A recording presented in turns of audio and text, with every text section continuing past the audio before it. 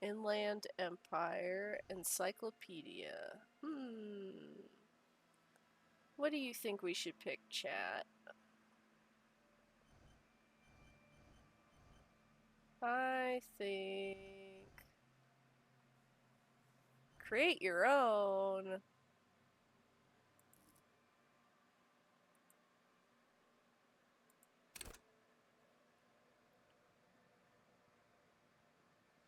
Intellect, raw brain power, how smart you are. Sensitivity, how emotionally intelligent, or psyche, how sensitivity, how emotionally intelligent you are. Physique, your musculature, how strong you are. Motorics, your senses, and how agile you are.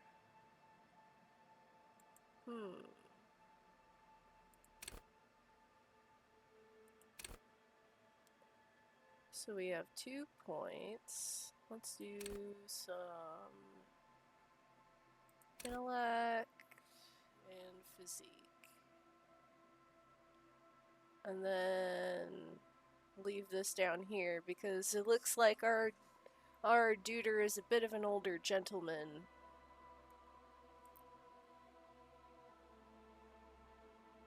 Alrighty. Set skill. Logic. Wield raw intellectual power, deduce the world. Encyclopedia, call upon your knowledge, produce fascinating trivia. Rhetoric, practice the art of persuasion, enjoy rigorous intellectual discourse. Drama, play the actor, lie and detect lies. Conceptualization, understand creativity, see art in the world. Visual calculus. Reconstruct crime scenes, make laws of physics work for the law. Volition, hold yourself together, keep your morale up. Inland Empire, hunches and gut feelings, dreams in waking life. Empathy, understand others, work your mirror neurons. Authority, intimidate the public, assert yourself. Esprit de corps. Connect to Station 41, understand cop culture. Suggestion, charm men and women, play the puppet master. Endurance, take the blows, don't let the world kill you. Pain threshold, shrug off the pain, they'll have to hurt you more.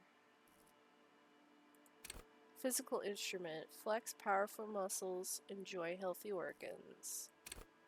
Electrochemistry, go to party planet, love and be loved by drugs. Hey, who put Tramina in my game?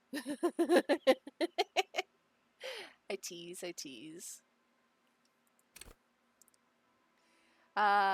Shivers, raise the hair on your neck, tune into the city.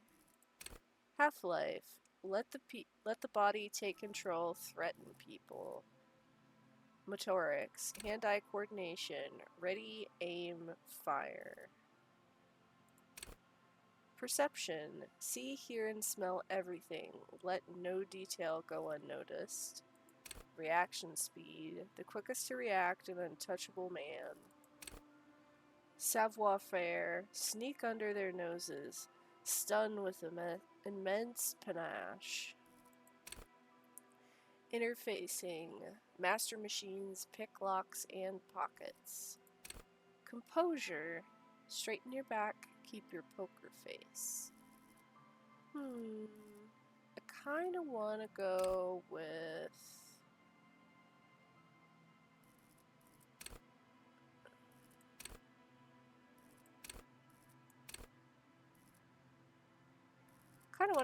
empathy.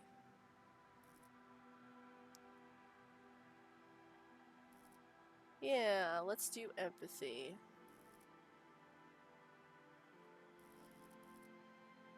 Set my signature.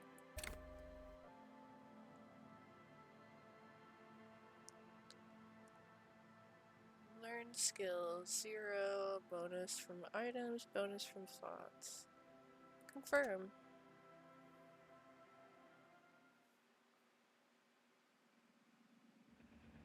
The Furies are at home in the mirror. It is their address. Even the clearest water, if I deep enough, can drown. There is nothing. Only warm primordial blackness. Your conscious ferments in it. No larger than a single grain of malt. You don't have to do anything anymore. Ever. Never, ever.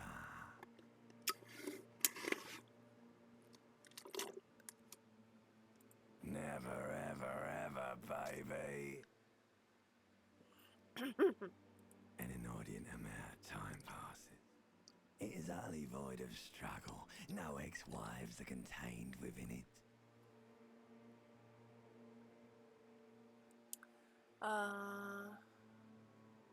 What was that about the X something?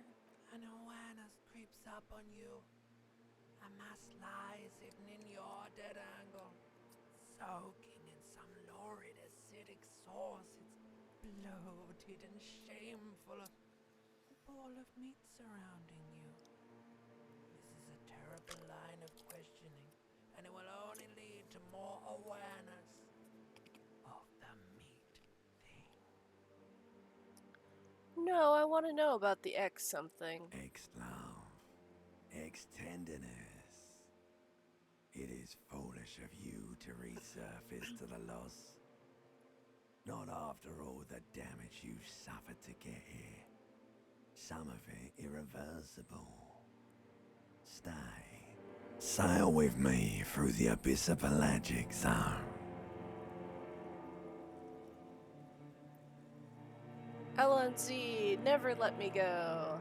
No, I want to get off now. I like pain and burning light and wanting things from people who don't want to give them to me.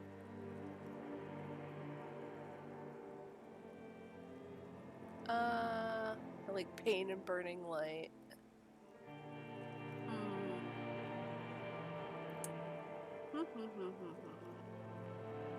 You know what? Let's live. Do you really? Don't be naive. Of course not. I want to sail the inky blackness until forever ends. I do. Let me off. You wouldn't like it if I told you what was back there. Why'd you think you had to bludgeon yourself into oblivion? Or did you not sense yourself marinating? Poured so much on yourself, got a bit carried away, did we, Chef? Fear and apprehension. You should ask what's out there first.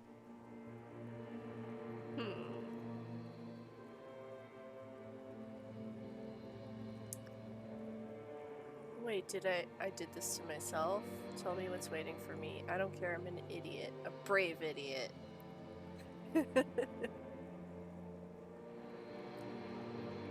Tell me what's waiting for me. Wait, I did this to myself? Yes, your one disco mother. You know what? I don't care. I'm an idiot. A brave idiot. Somewhere in the sore, bloated man-meat around you. A sensation. Like a fly to the ointment, your conscience sticks to it. The limbed and headed machine of pain and undignified suffering is firing up again. It wants to walk the desert, hurting, longing, dancing to disco music. Mother, help me. There's a head attached to my neck and I'm in it. Please no, I changed my mind. Take me back to the formless, disembodied nothing. I'm gonna say number 1. The stench of liquor rises from your mouth, and with it, an godly headache. Help someone! Cut my head off! It's trying to murder the rest of me! Who am I? What sort of creature does this to their own mouth? A fiery streak penetrates your skull, trying to force your eyes open. It's a sound, a clarion call from hell.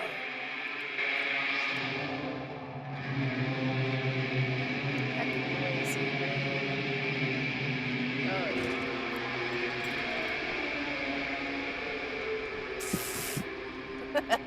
Just ass up.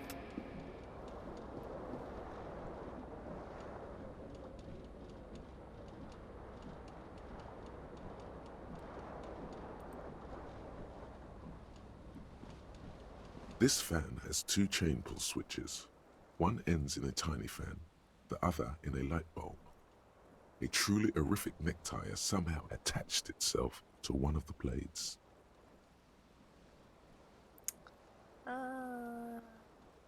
Savoir-faire. You reach out to grab the tie, but what's this? Diffuse, radiating chest pain.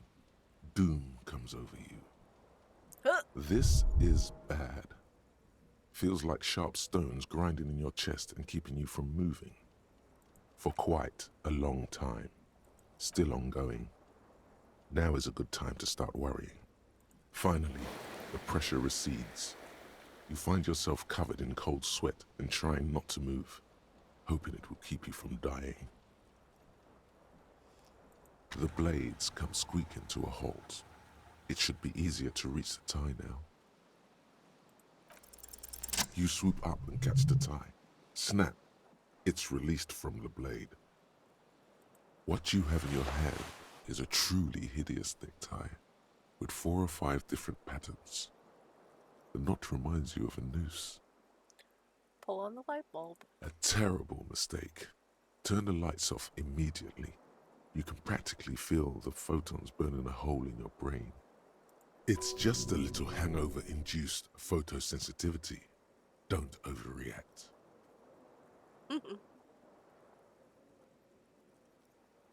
Bring it on. Little black spots dance on your retinas. It's almost pleasurable.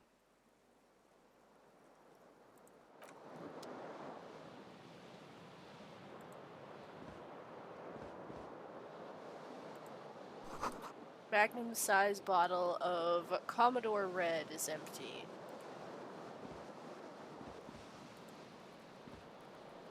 Looks like someone tore out the tape while the song was playing.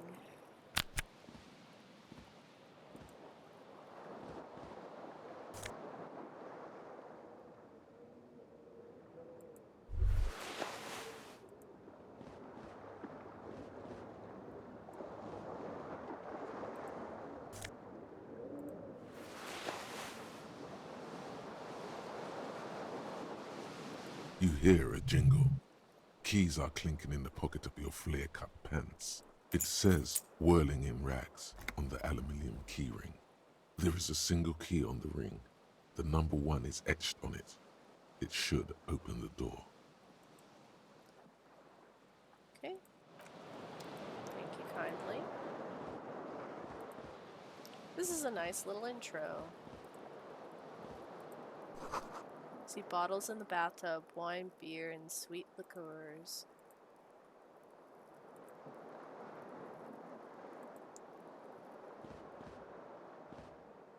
Come on, man, let's wash our face. A mirror hangs above a bent and broken sink. In a fierce discharge of masculine energy, someone has ripped half the faucet off. Hot water sprays from the base and steam covers the mirror.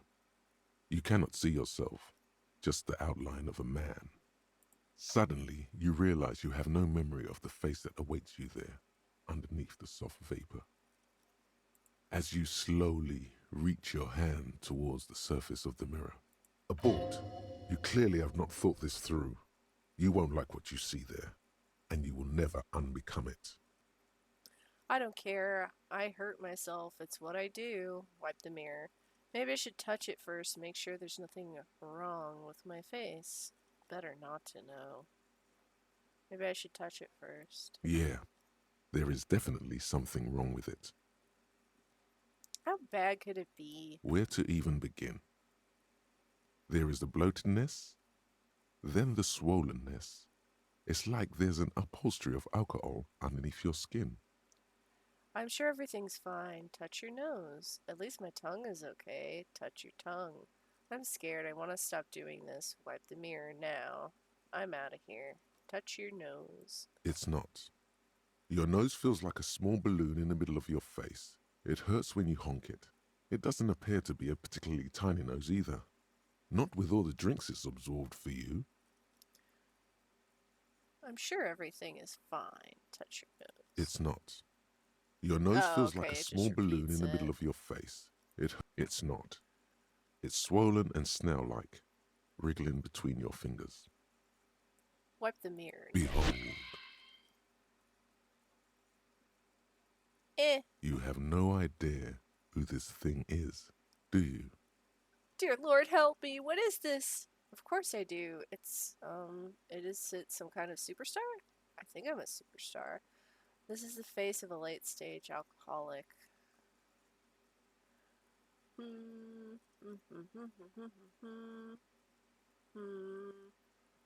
Eeny, meeny, miny, mo, catch a decision by the toe. If he hollers, let him go. Eeny, meeny, miny, mo. It appears you're also dead. There's clearly rigor mortis on your face. Oh wait, is that an expression? Are you trying to make an expression with that face? I think Why? I might be because I'm a superstar. I'm not making it. The face is making it itself. I have no idea why it's there. It just is. Please stop. It's horrible. You're scaring yourself. No, this is what superstars do. Keep making the face. You can't, can you? It's like it's not even voluntary anymore. You have worn that grin into your face, and now it won't come off. What does it even mean? What is the emotion you're trying to convey?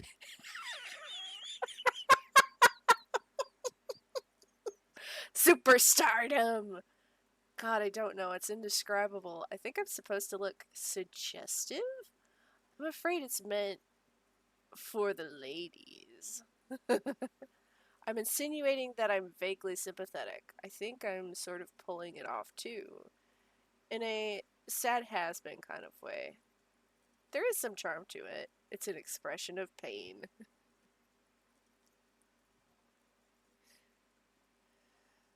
I'm gonna say number 4. There might have been, 10 years ago. It's little more than a cadaverous spasm now. Encyclopedia, formidable. 13. Dig deep into your mind to locate source of the expression. Electrochemistry, impossible. 18. Attempt to stop the expression from happening. Oh, jeez. Fuck it. It belongs in the new, the third decade of the current century. Enough time had passed from the failure of the revolution that, for a fleeting moment, free market economy seemed like the ultimate, uncontested way of life for our species. Okay. Things were good. It was smooth sailing. People made gold and champagne-tinted interiors and facades to suit the times, calling this the new style. But more importantly, disco happened. Okay. For Revachol, your city, that meant only one thing. Guillaume la Million. Out of the dazzling swirl of disco music, in an open-air boîte de nuit, somewhere in Revachol West, Guillaume's blonde mane appeared on the screen. He sang some bullshit. Then he made the expression. So I adopted it? Why? I feel the need to add a clicking sound when I make it click click. How long was the new? Anything else, like who I am? Why did I drink myself into oblivion? I guess that's it then. Conclude. Hmm. Uh. So I adopted it. Why? Everyone loved it. Maybe you thought some of the stardust would rub off on you. Maybe it did. Either way, it's all gone now. Only the grimace remains. How long ago was the new? Some 20-odd years. There is a vast ocean of time between right now and the expression. Looking good on you, or anyone. Humanity has run aground in that time. It's a different world now. The expression is a relic.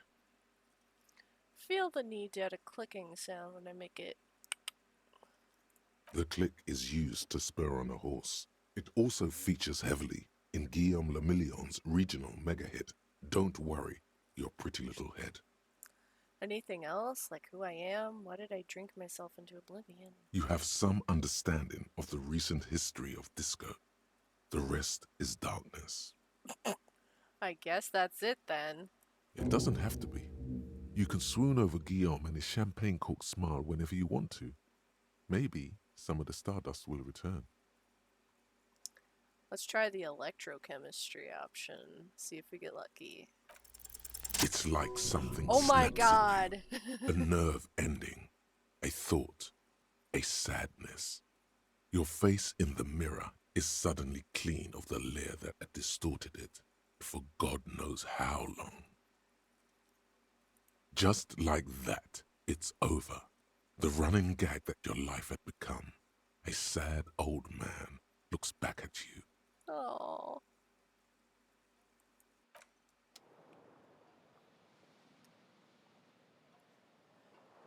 Jeepers.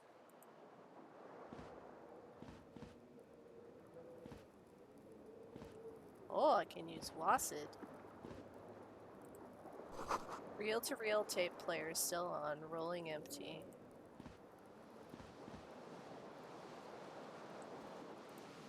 What's that?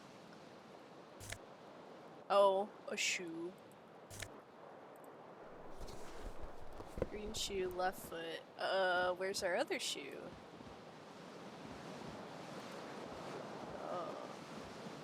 The window stands broken in its frame. Cold wind blows in. Visual calculus, assess the damage. The shards face outward. Whatever broke this window came from the inside. Did I break it with my own hands? A fine web of scarring covers the back of your right hand, but none of it is recent. What did this then? More likely a projectile than a held object. There are no fragments on the floor from pulling a tool back in after impact. Assess the size of the... Wait, what am I doing? Something you've done before. Assess the It size is of the too object. large for a bullet, yet too small for a piece of furniture. You're looking for something heavy and larger than your fist. Probably a bottle. The single green shoe you found fits the hole almost as well as your foot. It would have also been heavy enough if thrown with force. Uh-oh. Congratulations. You smashed the window with your own shoe. Now you only have one. If you're lucky, you could still find the other one on the balcony outside. The door to it should be outside your room. I don't need it. I don't need anyone. I should go and get that shoe. Maybe it wasn't me. I should go get that shoe. A cool wind gushes in. Your toes curl up from the cold. Ooh, I got some experience. Find your other shoe. Seems like your green snakeskin shoe is missing its partner. You should find it before you go venturing into the wild unknown. 2 shoes are better than 1. Unite them again. Bonuses from thoughts. Guat le million. Problem solution. Internalize. Stop. National agenda, hobo cop, aces high, aces low, lonesome long way home. Oh, okay, so these are all of the different ones.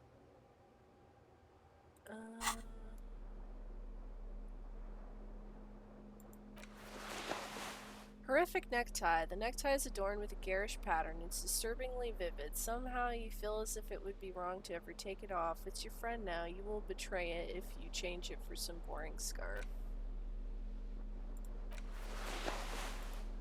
This green crocodile leather shoe has a high heel and chrome embellishments. It fits your left foot perfectly. Now all that remains is to find the other shoe. One of spirit decor. Halogen watermarks. Looks like someone skinned this blazer off some long extinct disco animal. It has an enigmatic white rectangle on the back and the right sleeve.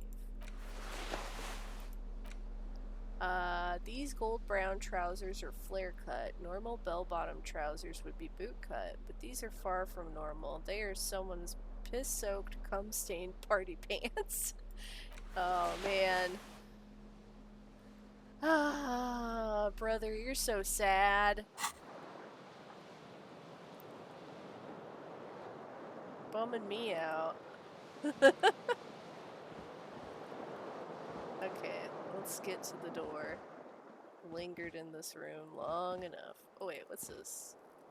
Oh, okay. Won't let me inspect any of the other junk.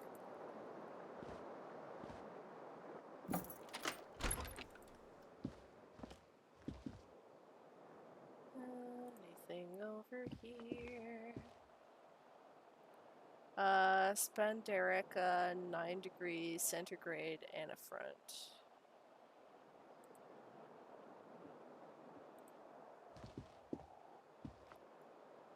Let's see, what else smells? What's this? There's something on the table. Oh, 40 cents.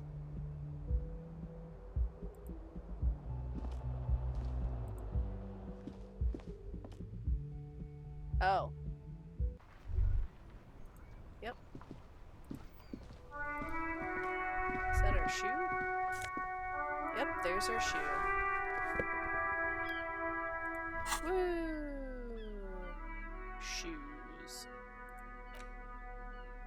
They may have lost some of their luster over the years, but these green crocodile leather shoes fit you perfectly.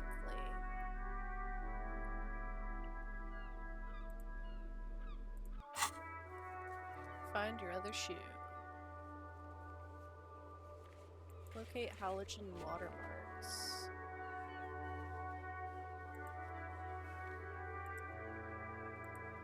Map.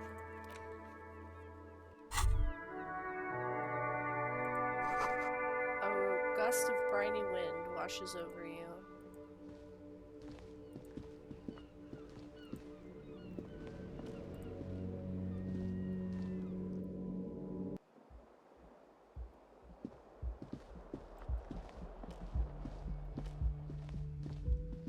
Hello, officer. Calendar says it's March. The year is 51. The young woman raises a cigarette to her lips. Officer, my military personnel, turn your bloated face away from her beauty and just keep on walking. No. Wait, I know, I'm a businessman, chief executive officer, right? Then why did you call me officer? Because you're a police officer, sir. You're shitting me. I'm not. Unless you've been shitting us all this time. All this time? You've been here for 3 days. On official police business, no less. What business is that? Couldn't say. In truth, so far, mostly drinking. Why don't I remember being a cop or anything else? Who in their right mind would let me be a police officer? Suggestion. Challenge 12. I know you want her physically. No, no, no, no, no. No, no, no, no, no, no. No. Bad video game. No. Why didn't I remember being a cop or Could it be anything because else? of the drinking? Who in their right mind would let me be a police officer? Don't be so harsh on yourself. They let almost anyone be a police officer.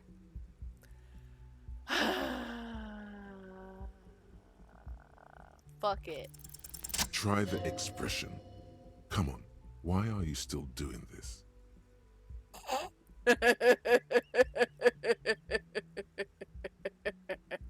I'm a death store, bloated, a goner, and still. Does the longing ever stop? Alcohol raises testosterone levels, especially in men.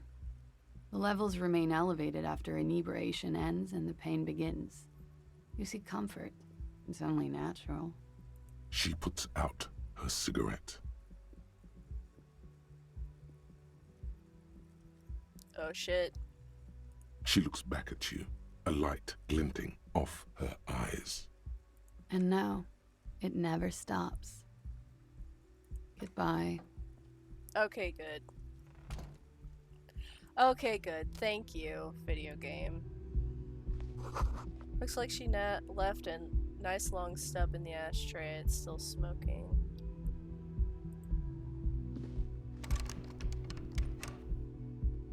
Nope.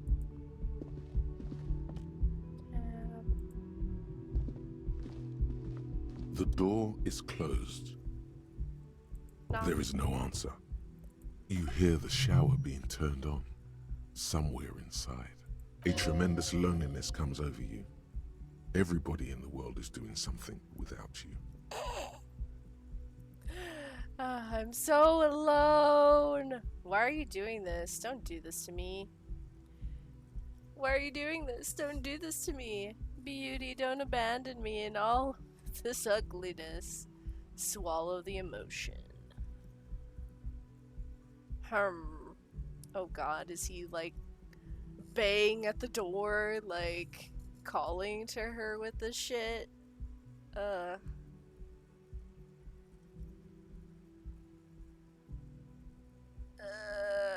The door is closed. Leave. This game gonna make me feel like a creeper. No thank you. What's this? Weekend edition of the satirical newspaper Trompe le Monde. I see. Down the stairs we go. Oh, hey.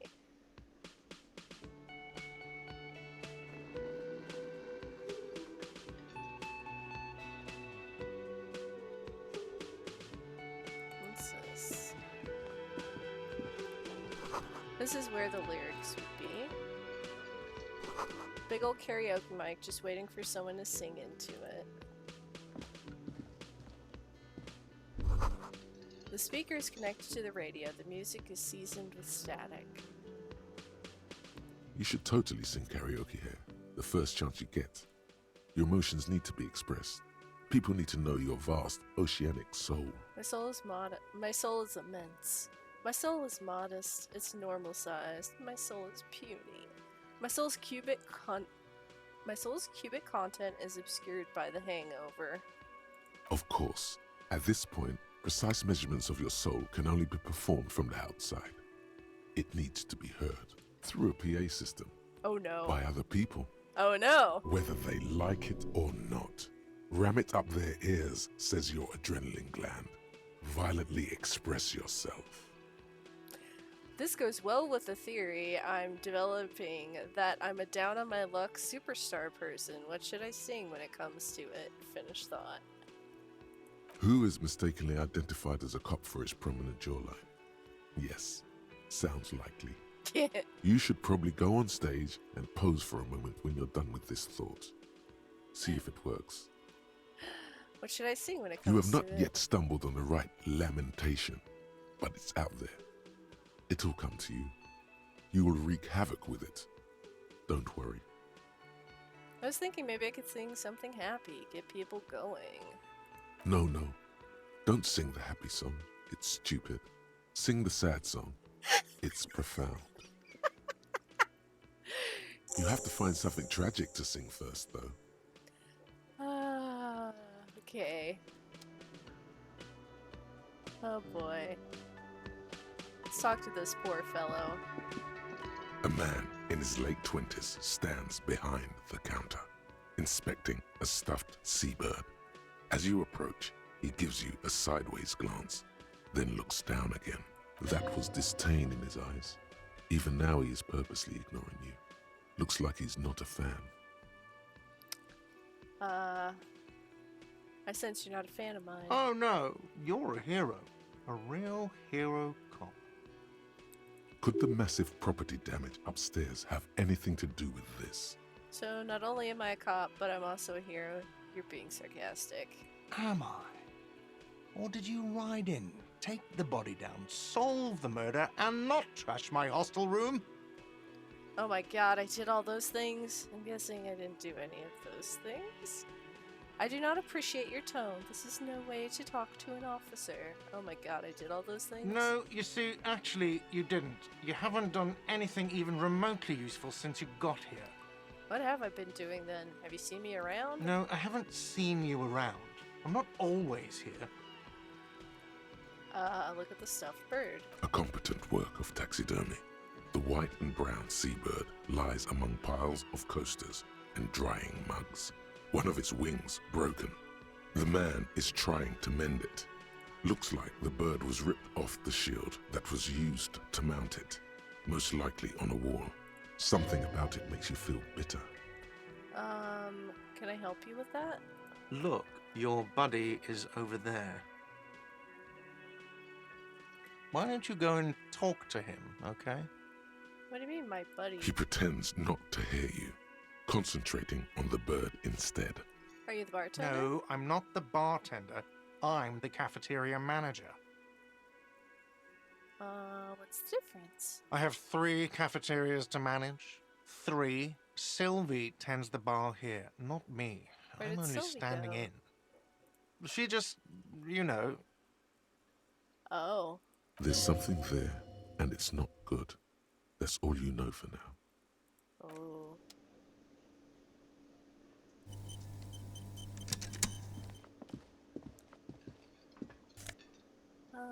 What's that? Healing item. Ooh. This is a water cooler. A large bubble is rising to the surface. The menu has been wiped clean. Only the word Monday is written on it. The door is bolted. A sign reads, "Kitchen reserved for personnel until 1300. Soft purr of an electric juicer comes from the kitchen. Someone is working. Huh.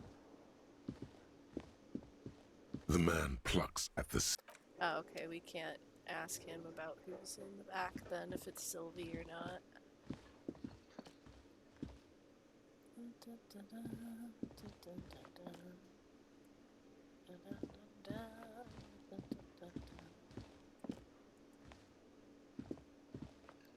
What is that?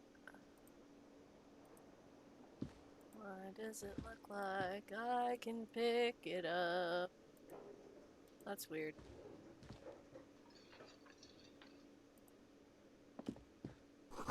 Sign reads, "Mess hall reserved for union members. Doors open 1600. Royal pinball machine is unplugged. Hey, it's Olivia, guys! Hello, sweetie. You Aw. shouldn't keep your colleague waiting. Aw. She looked much younger from far away. A bespectacled man in an orange bomber jacket is tapping his foot on the floor. Looks like he's waiting for someone. You. Kitsuragi! As you approach, he narrows his eyes and extends his hand in greeting. If an assault were launched on this building right now, if the windows came crashing down and the whole world descended upon you, this man would hurl himself in death's way to save you. You are sure of this, but why? Shake his hand. Hello, I'm Kim Kitsuragi, Lieutenant, Precinct 57. You must be from the 41st. You realize he is waiting for your name. This is your chance to come up with a really good name for yourself. Get creative. Conceptualize. Medium. Invent a name for yourself. Concentration makes you squint your eyes. Your name should be deep gold and orange, like a forest fire looming on the horizon, but mixed with the stench of liquor rising from your breath. You're 2 steps closer to it, but there are still many to go. It's not time yet. Okay then. He processes the information, then disregards it. It looks like we had a little scheduling error on Sunday. Saturday too, actually. Have you had time to talk to the manager here?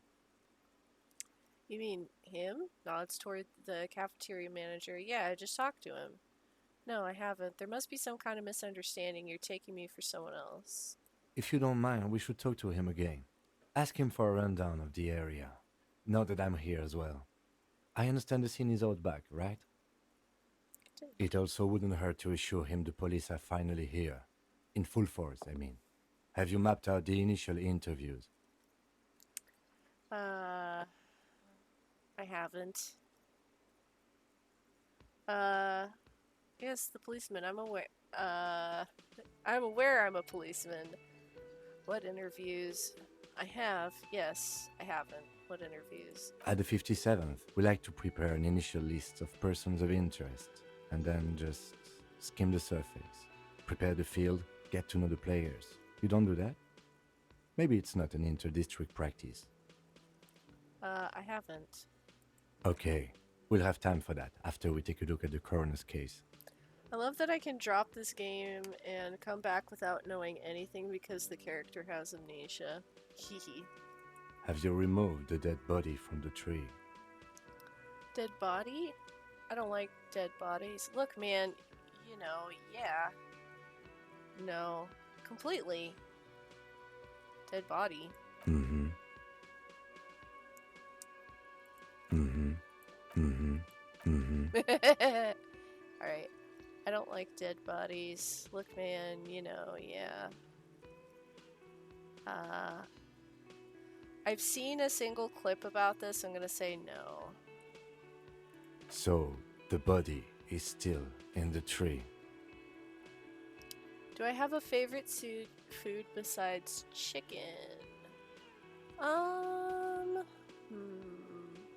quite like boba, but I can only do like a smoothie flavor of boba. I'm trying to think what else. Sometimes I like ice cream. I also like barbecue chips and stuff. Sometimes I like chocolate. I can't just have like straight chocolate or vanilla. I usually like it mixed with stuff. Peanut butter chocolate ice cream is ballin'. So the body's still in it. That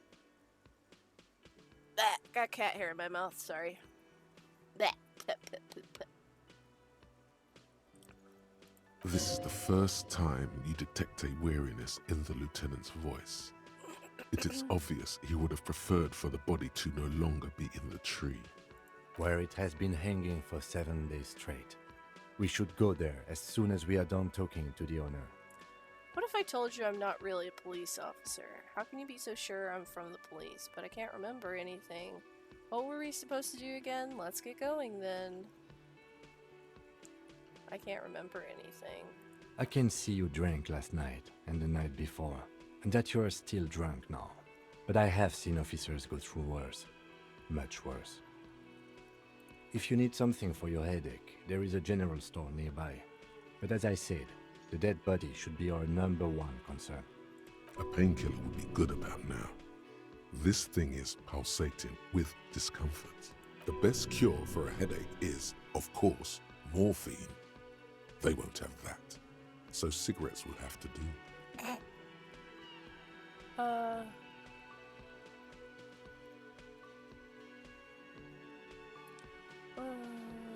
How can you be so sure I'm from the police? I was sent here to meet a detective from Precinct 41.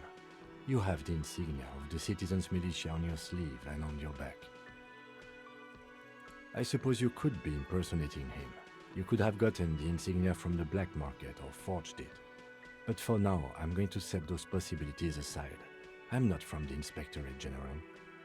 You said insignia. These white rectangles, you mean? Point to your sleeve. Yes, But they're just white rectangles. they are not just white rectangles.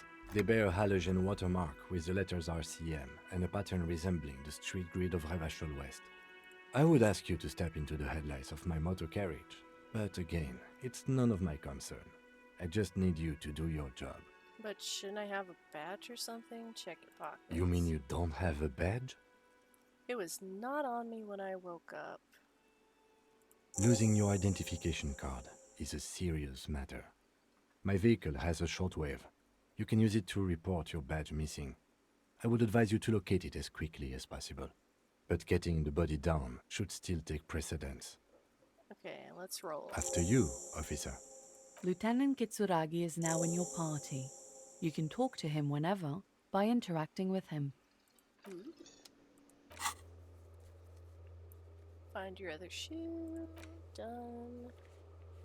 You need to find sufficiently tragic tape, then play it on a boombox to memorize the lyrics. Then ask the cafeteria manager to perform, preferably in the evening, more people at the bar then. Report your badge missing. You need to report your missing badge to the 41st precinct as soon as possible. The lieutenant said that you can use the radio in his motor car to call your station. Interview cafeteria manager. Cafeteria manager of the Whirling in Rags might know something about the murder that happened in the yard. Ask him about it. Inspect the victim's body. Inspect the body hanging in the backyard of the Whirling in Rags. This is a preliminary inspection. You just need to suppress the urge to throw up and approach it.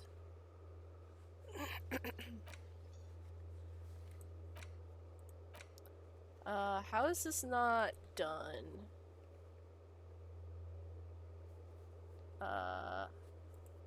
Officer profile incomplete. Locate halogen watermarks. Let's see. No, that's not what I want. Disco ass blazer. Halogen watermarks. Okay.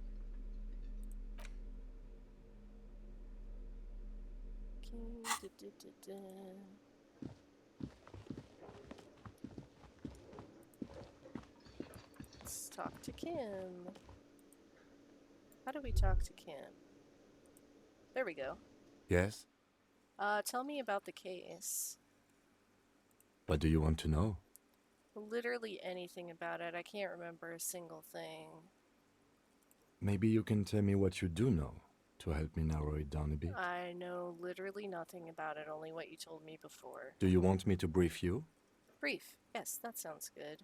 3 days ago, the RCM emergencies desk received a report about a security guard who was found hanged in Martinez. An anonymous caller said there was a dead body behind the Whirling in Rags hostel cafeteria. The cadaver had been there for 4 days. No one had come to investigate. During that time, the victim had been stripped of his belongings. The caller did not identify him, but used the word lynching.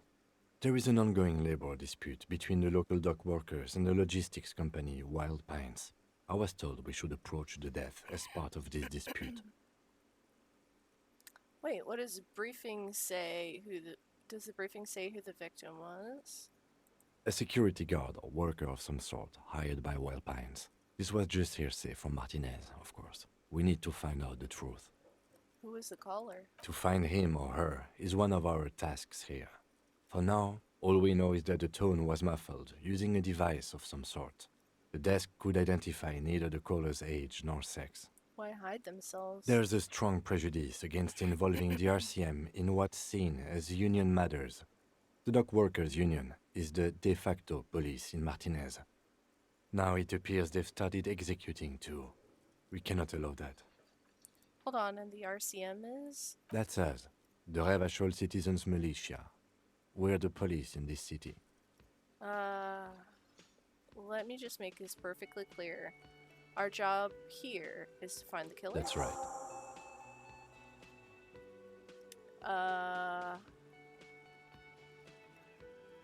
Would you say this is, if we're from different precincts, why are we on the same case? I'm afraid you and I are pawns in a pissing competition. Uh-oh. His disdain is clear. This man would not use such an expression otherwise. You don't know? What do you mean? I assumed you were in on it. I don't remember being in on anything. You know what? I'm in on retrograde amnesia. Tell me about it. It's just stupidity. We shouldn't waste any more time on it. If you want my take, ask me after we've inspected the victim. Let it go. Was there anything else you wanted to know about the case? Can we go over... Would you say this is a mysterious case? No, it's not a particularly mysterious case.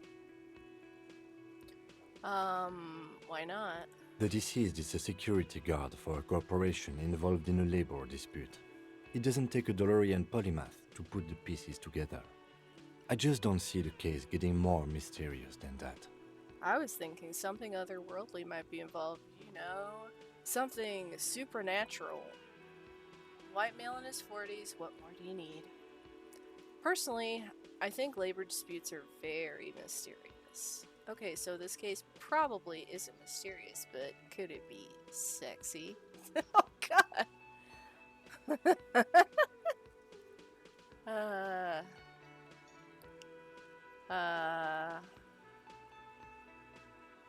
What are you fishing for? Video game. I feel like I'm barely controlling this character. White male in his 40s. What more do you need? I'm relieved that you agree. He is glad and surprised to see an officer who can appreciate the less than spectacular. Good, we're making friends. Is there anything else? You look like you're about to say something. Do you know the feeling when you've begun filling in a crossword, but some of your answers don't quite seem to fit? That's the feeling I have right now, for some reason. What is a crossword? I have no idea what you mean. I know exactly what you mean. It will turn into quite the puzzle yet, I'm afraid. Can we go over... Actually, I have all I need for now. Good.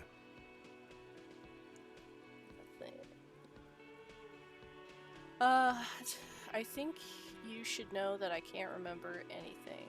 I want to talk about you. Me?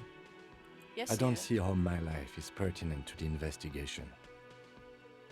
We'll work better together if we have a little more rapport. Come on, Lieutenant, open up a little. You're right. What's there to know about, lame binoculard? We'll work better together if you have more rapport. That's a fair point. All right, for the good of the investigation, what do you want to know? You're wearing glasses. You don't look like other people around here. Tell me a secret about yourself. Do you ever talk with yourself? What do you mean? You know, when you're thinking, do you ever have conversations with, like, your brain? I have no idea what you're talking about. So, how do you, you know, tap the side of your head? You're saying your brain never just chimes in with advice or warnings or anything? I can't say that it does, no. When I need to think, I just use my notebook. The lieutenant produces his small blue notebook and idly thumbs through a few pages. That's where his conversations with himself take place. You're super lucid, yet psychedelic. You don't need office supplies to connect to your nervous system. You're special. You don't look like other people around here. You're wearing glasses. That's correct. That makes him a binoclard. Completely uncopped material, if you say so yourself. I'm not gonna call him a Beano. Glasses are cool. Are they? They are mostly just cumbersome. You could use a good, normal pair yourself.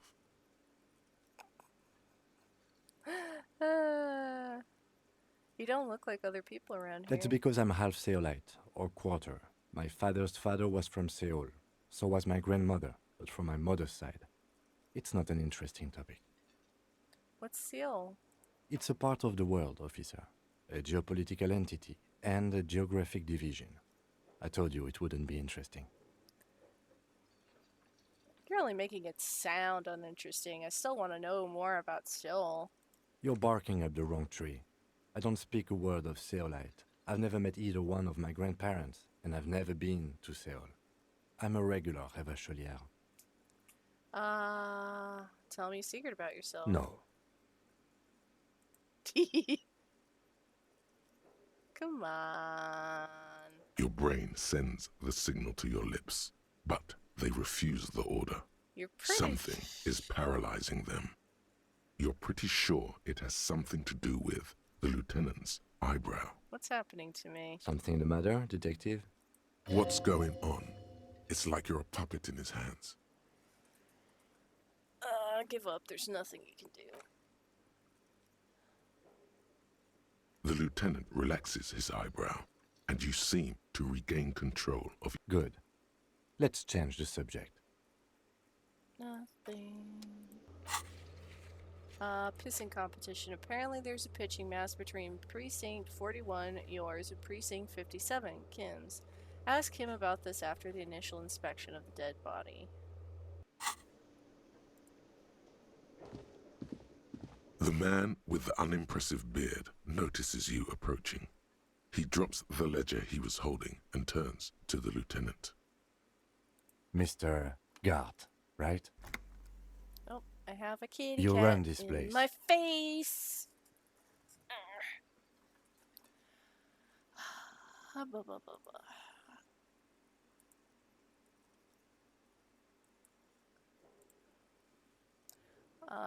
Lieutenant glances into his little notebook. Yes. He responds tersely. I am Kim Kitsuragi from Precinct 57. This is an inter-district investigation, so joining me from Precinct 41... He looks to you, realizing he still doesn't know your name. The Harbinger of Ruin. What is golden orange like a forest fire but smells like liquor? I'm currently in between names. I'm gonna say 2. Are you kidding me? No, man, help me out. What's golden orange and smells like liquor? Kim was about to say something, let him. Right. Now, I know it took us a while to arrive at the scene. It also took you a while to call us and report the dead body. It was you who placed the call, yes?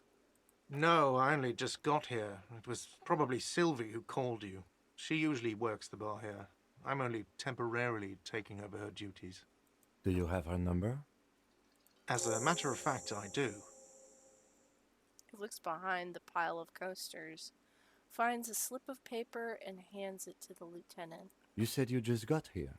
From where? Are you a local? What, of Martinez? No, I live in Jamrock. I only sometimes come here to keep an eye on the place. This is just one of the many, many cafeterias I manage. But you still know your way around, yes? In case we need directions. Yes, I know where some things are, but as I said, I don't live here. I just used to work here. And I'm not going to start working here again, if that's what you think. I didn't imply that. Detective, Yes. I have everything. You?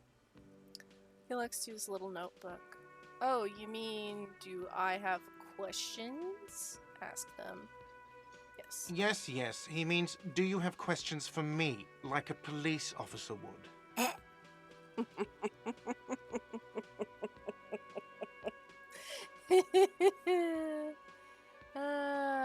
Where exactly is the body? Who killed him? Why did Sylvie go away? She went away because none of your business. This is the second time you've avoided the subject. Oh my god, what is your obsession with this Sylvie person? Get over it.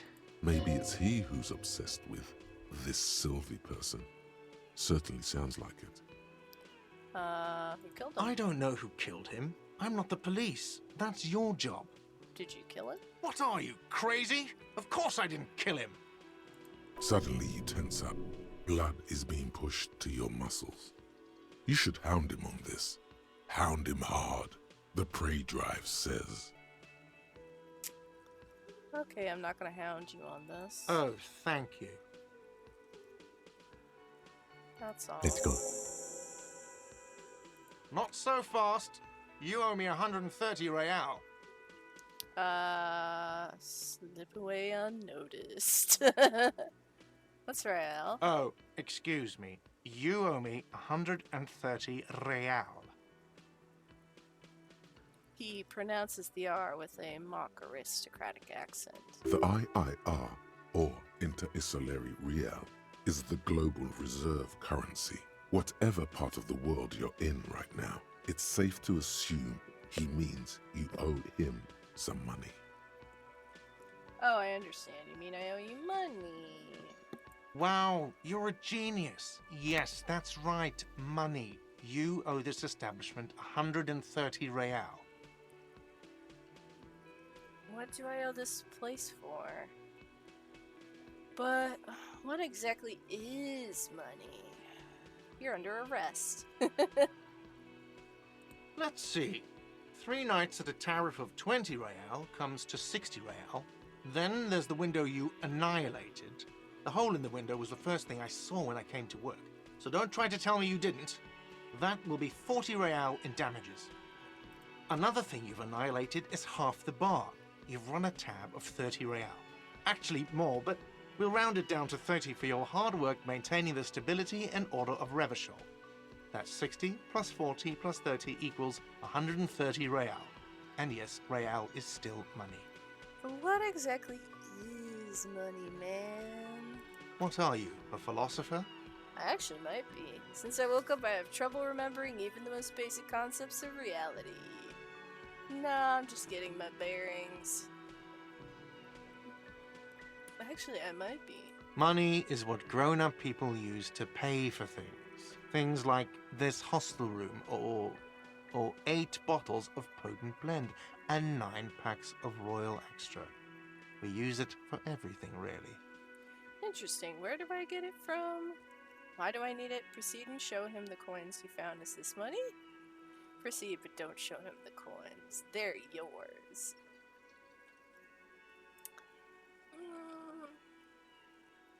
Yes, it is. Count them and give them to him. That's 10 plus 10 plus 20 equals 40. I'm now down to 90, right? No, you see, that's 40 cents. Cents are a form of currency 100 times smaller than the real. I'm not even going to take this. Come back when you have 130 real. 100 times smaller? Yes. Okay. The cafeteria manager stands silently, looking at the coppers on the counter before him. Pick up the He coins. demonstratively suppresses a world-weary sigh. What happens now? I'm sorry, but he has to pay. I can't let him stay here any longer if he doesn't. If he doesn't have the money by tonight, then... Officer, maybe you're better off working this from home for now. You live in Jamrock, right? It's not that far away. Isn't there somewhere else I can stay around here? I don't have a home. I don't remember where my home is. Fuck this place. I'll take my chances on the streets. I'll see what I can do. I'll see... I don't remember where my home is. Officer, you really need to take this up with your station. I have a shortwave radio in my car. Call them, ask for assistance. We have to get this investigation started. Good luck. The man wants to say something, then thinks better of it. By the way, where is home? The address is coming up blank, and this place sure isn't it. I really don't remember. But you've been at this hostel cafeteria for only 3 nights. Where were you before? You had to be somewhere. Up on Marvel Hill? Far away? I don't know. Near south, maybe? You don't really know, do you? I don't. Does this mean I'm homeless? I only have a vague blackened image. A vague, blackened image doesn't sound like somewhere you can stay if you run out of money. Could I trace the way back somehow? To the exact street, the exact number on a building? I'll live in a dumpster. I don't care. Fuck everything. Hobo cop!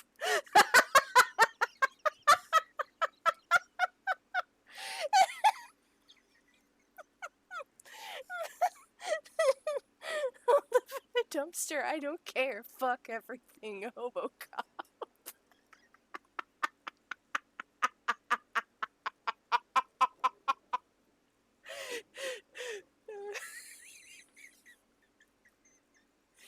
keep seeing it and then I keep trigger myself into a laughing fit again. I live in a dumpster, I don't care. Fuck everything. Hobocop.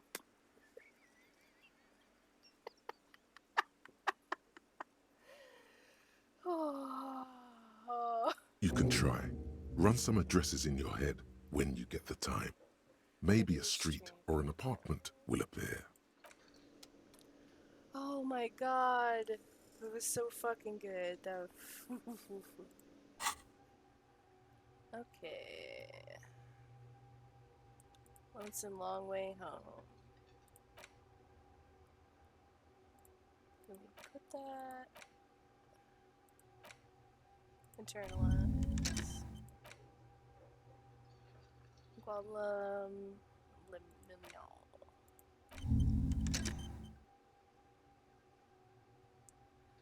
Okay, stop. Now let's just do the long way home. Who made the call reporting the crime? Someone reported the hanging of the RCM. Maybe if you find out who it was, it may shed some new light on the events. You have an idea where to start, but the caller could have been anyone. Call Sylvie using Kim's shortwave to ask whether she made the call. Pay for damages. You need to pay for the damages you caused to the whirling and rags. Or you won't have a place to stay tonight. Ask around for money and be careful with your spending. If you're unsure how much you owe, ask Gart. Nice.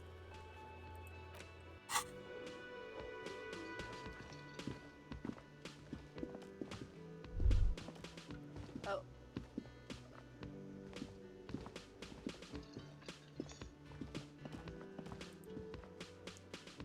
Hello, sweetie. Wait, who's Sweetie? Who's Sweetie? Why, you are, officer. I'm no Sweetie, look at me. Maybe I am.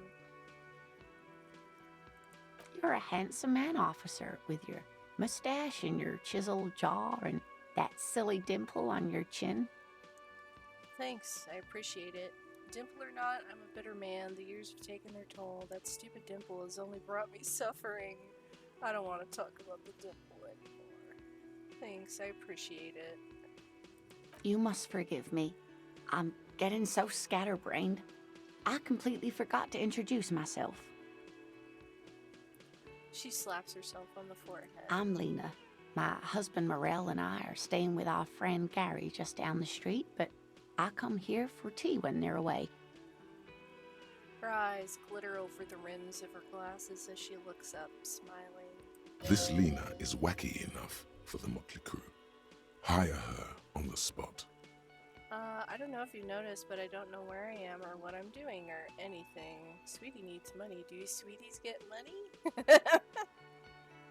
Yes, officer. You look rather dazed. Like a stunned fox. But surely things can't be that bad. Her eyes follow your movements with some concern. I drank so hard, I forgot literally everything. I hope you're right. I hope it's not too bad. Yeah, I'm blowing this whole thing out of proportion. Forget I said anything. Oh my. It takes a You moment. know where we are, right? It takes a moment to process. The Whirling in Rags cafeteria, it was on my keys. We're in Revenshaw. I don't really know. Some seedy hotel, a war zone at the edge of the world. We're dead, haunting each other. We're ghosts. That's right. And where is the Whirling in Rags cafeteria itself located? In Revenshaw? Yes, indeed. We are in the fine city of Revachol. Okay. All I know is Revachol used to be really cool in the 30s. Honestly, I don't know diddly squat about Revachol. What kind of place is this? The new disco dancing. It seems like a lifetime ago. Her eyes are filled with light reflected off those gilded years, when the city seemed full of possibility. Much has changed, but it is still the most beautiful city in the world. A rare jewel set in the sand between the pines. Everyone says so, even foreigners. There's a pause as she studies your expression. You must look quite lost. Speaking of history, you know what year it is, yes? It's the spring of 51? That's right, dear. How splendid. Here, take this pen. Knowledge should always be rewarded. Her Oh, relief is palpable. She was getting pretty worried about you then, but now she relaxes her shoulders. I can tell that this is taxing for you, so I'll just ask one more question. What regime are we living under? What mode of government? some kind of democracy, maybe? I'd like to think it's the dictatorship of the proletariat, but something tells me it's not. Our leaders are fierce warriors who traverse the plains on steeds. Civilization cowers before us. We are governed by intelligent machines that perform calculations to determine the freest market. Everyone hustles and grinds like a badass visionary. Radios are being used to control people's minds and distort our perception of reality, concealing our true masters, foreigners, and women. Cop. We are living under the cop regime. Some kind of democracy, maybe? Our leaders, we are governed by intelligent machines. Oh no, nothing like that, dear. Revachol is a zone of control led by an alliance of foreign powers called the Coalition. We have almost no government of our own. Certainly no machines. I don't know. Still looks like there's a lot of hustling going on. Maybe she's wrong. Also, If there's no government, how come there are cops? I don't even know what to say. I'm so disappointed. If there's no government, how come there are cops? Oh dear, She shakes her head. and you were doing so well. Suddenly There very aren't any relieved. cops in Revachol, not in the traditional sense. The status of law enforcement has been a complicated matter since the revolution. Continue. But we should stop for today, sweetie. You look like you need a break. Besides, I'm not the best person to explain the big things to anyone. she's scared now. She's realized you really are brain damaged. So how did I do? What is the revolution you mentioned? Who could tell me more? Someone more educated in sweeping matters. Maybe you should ask.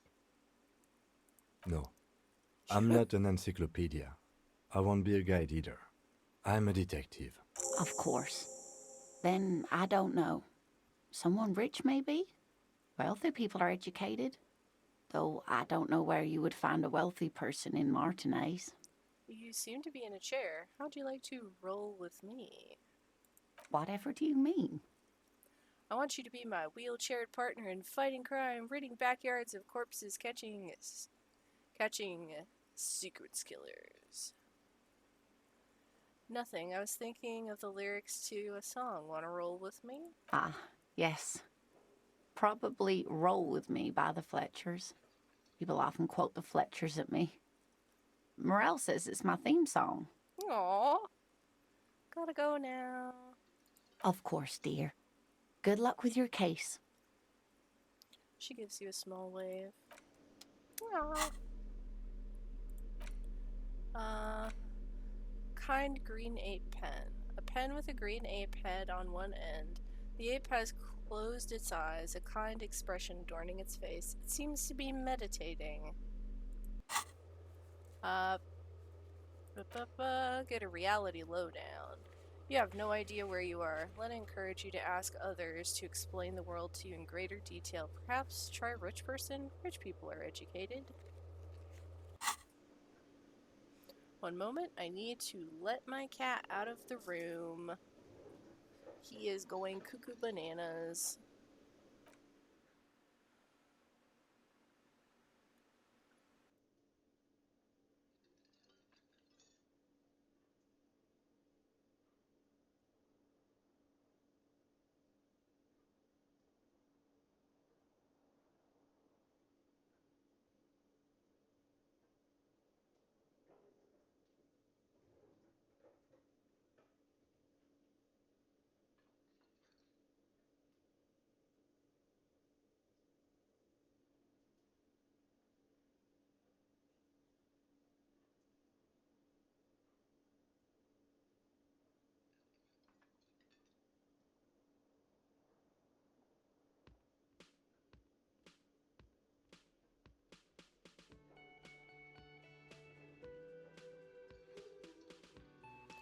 Alright, we back.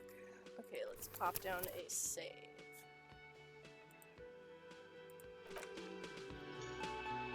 Okay.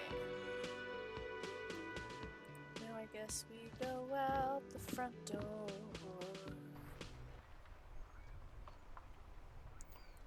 What's that?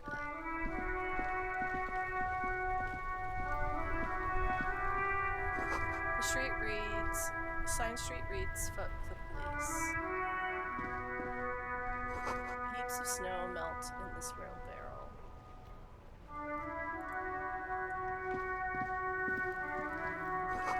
Pigs go home, the street name is illegible. All around you, rain falls on the great city of Revachol. Rain drips from the eaves and floods the gutters, washing the filth away. The spring thaw must be here. The snow is melting. Looking up at the sky, cold water dripping from your hair. What do I see? Grey sky like great battleships, clouds colliding with one another. Rain falls down on the world. How does it feel? The shoulders of your jacket grow heavy. The cold finds its way under your skin. You shiver, and the city shivers with you. You're not dressed for this weather. You should get an overcoat or a patrol cloak. What is in the west? What is in the east? What is in the north? What is in the south? Motherfucker. This rain will not let up anytime soon. You should get a raincoat. There's a freight to the east. They sell them there. I don't have the money, buddy.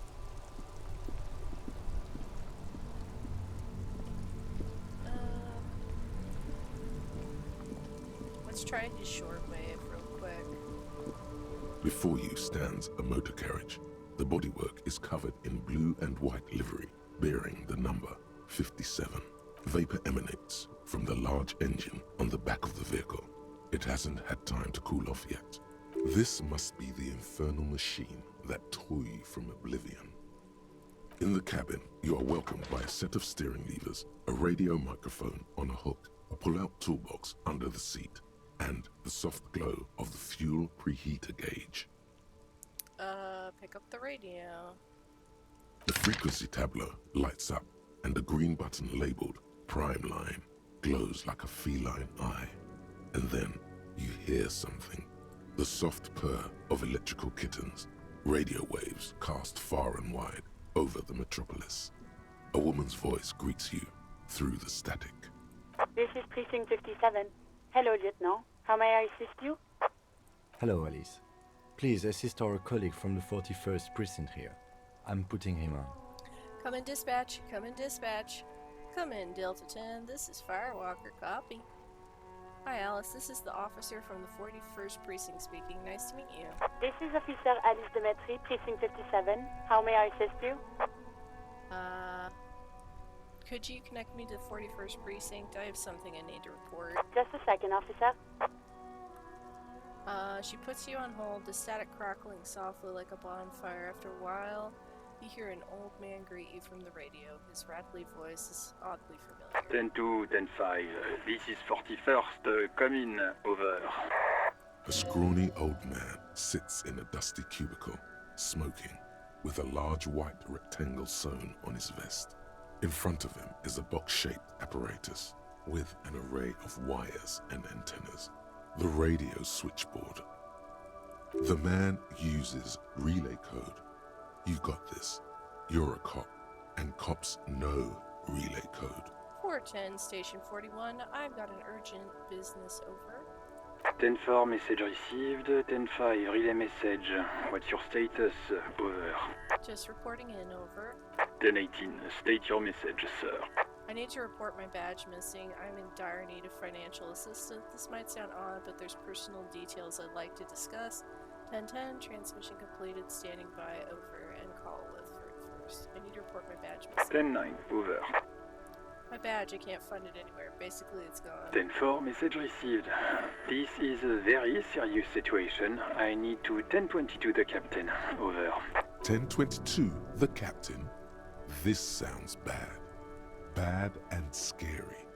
like being called to the headmaster's office. Is it him? What does he want? Says he lost his badge and needs to report it. He what? He lost his badge? Say nothing. Who lost his badge?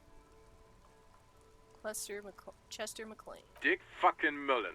Who do you think? It's Officer Dick Mullen from the bestseller Dick Mullen and the Lost Identity. He says, fighting off laughter. Dick Mullen is not your name. It's the name of a fictional detective who would not lose his badge. Defend yourself. Immediately. They're laughing at you. Haha, officer has lost his badge. Haha, like I'm the first cop to ever misplace his badge. Can we just move on? I want to get it reported and be done with it. 10-4, I hear you, officer. I'm just going to make a note here that you are in pursuit of your misplaced badge. Over. Fuck me. Mac, come here. You've got to hear this. Dick Mullen lost his badge. What's going on? Super Cop here lost his badge. He lost his what now? His badge. He lost his goddamn fucking badge. Could y'all please stop saying lost his badge for a moment? Enough with this now. I have other things to discuss. 10-9, come again. I didn't get that. Over. The animated conversation in the back is making it difficult for him to hear you. New heights even for Captain Sober. Ask him.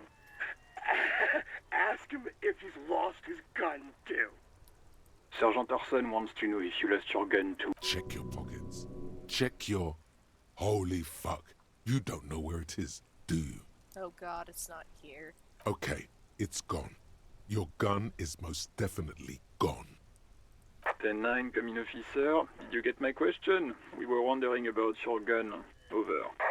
Say nothing. 10-1, you're breaking up. 10-9, repeat please. Over. 10-9, come in, officer. Over. Come in, officer. 10-9, repeat message please. Did you misplace your firearm? The silence is almost deafening after you flick off the switch, severing the connection. That did not go well. I guess the important thing is that you followed protocol and reported your lost items. Did we need anything else here?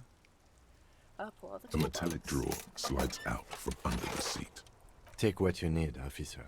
It's going to be a long case. I'm not protective of my tools. He's clearly a little protective of his tools. But what can you do? Work is work. Pushing the pull-out toolbox. The pull-out toolbox slides back into its nest. Preheater gauge casts a warm glow on the steering levers and the radio on its hook. Pick up the radio again. This is Precinct 57. How may I assist you? Just a moment, officer. 10-4, come in, officer. Over. Listen, I've actually lost my gun too. 10-4, I know, I already wrote it in a report, but it will stay on my desk for a few days. Over. This might sound odd, but there's personal details I'd like to discuss. Okay, 10-4, sir. I hear you. Relay your question. Wait. Before you say anything stupid, think it through. I need information, not fear. Be smart about this. Ask if he's... 10-4, sir. I'm not hearing your question. Hold on. Are you alone in the room? I need some confidential information about myself. I wanted to know if you got my badge's description right in your report. Could you read me name, rank, date of birth? I'm looking for my address. I don't know where I live. Please refer to me with my full name in the future. Any news about my family? Have I ever told you about my life before the RCM? Yeah, let's wrap this up. That's a negative, sir. I got 10-12 visitors present here. Over. I wanted to know if you got my badge's description right in your report. Could you read it to me? Name, rank, date of birth? What? What is it? He's still on the line? He wants to verify him. But of course, it says Dick Mullen, High General of the Revacholian Cavalry Force. Tell him to stop wasting time. What do you need, sir? Over. I'm looking for my address. I don't know where I live. 10-4. Your address? Hold up, Jules. He doesn't fucking know. Seems like it, sir. No, fuck him. Don't tell him anything. You understand? Sorry, sir. Anything more I can do for you? Over. Please refer to me with my full name in the future. 10-9, repeat message. I didn't get that, sir. Over. Say my name. Sir, I will not have you talk to me in this manner. Over. Please just say my name, Jules. What? What is it? What can He seems intoxicated and keeps asking me. Mullen's drunk and emotionally aggressive. Wrap it up. Don't indulge in his drunken antics. Any news about my family? 10. Excuse me, sir. You probably don't want to continue on this road. Just thought you might have heard of them, that's all. No, sir, I haven't. You're not really keen on mentioning your home life, so I've always assumed things. 10-4, well, that's, Does he actually want something, or is he hell-bent on it? He asked if he ever told me about his days before joining the RC. For God's sake, cut this shit out! Sir, Satellite Officer Vicmar says... I heard So, was there anything else? Understood, sir. Over. I'm in dire need of financial assistance. 10-4, I hear you. I don't have the authority. What does he want now? He's asking for money. Is he fucking kidding? I don't think he is. Don't give that asshole any. Right, that's a negative on the additional funds, sir. Over. It's paramount to the investigation. He says it's important. He isn't getting a red. Request denied, sir. Nothing is working. Please, I'm begging here. I don't even have a place to sleep tonight. He says he's in trouble. Well, I guess he'd better crack the... Vicmar said... Okay, I heard you. No Anything fine. else, sir? Over. Completed, standing by, over. Roger that. 10-10, over and out. This is Precinct 57, of course. What is the number, officer? Kim, did Gart give you Sylvie's number? Yes, hold on. Her number is 005 1944 298. Received. Hold on, officer.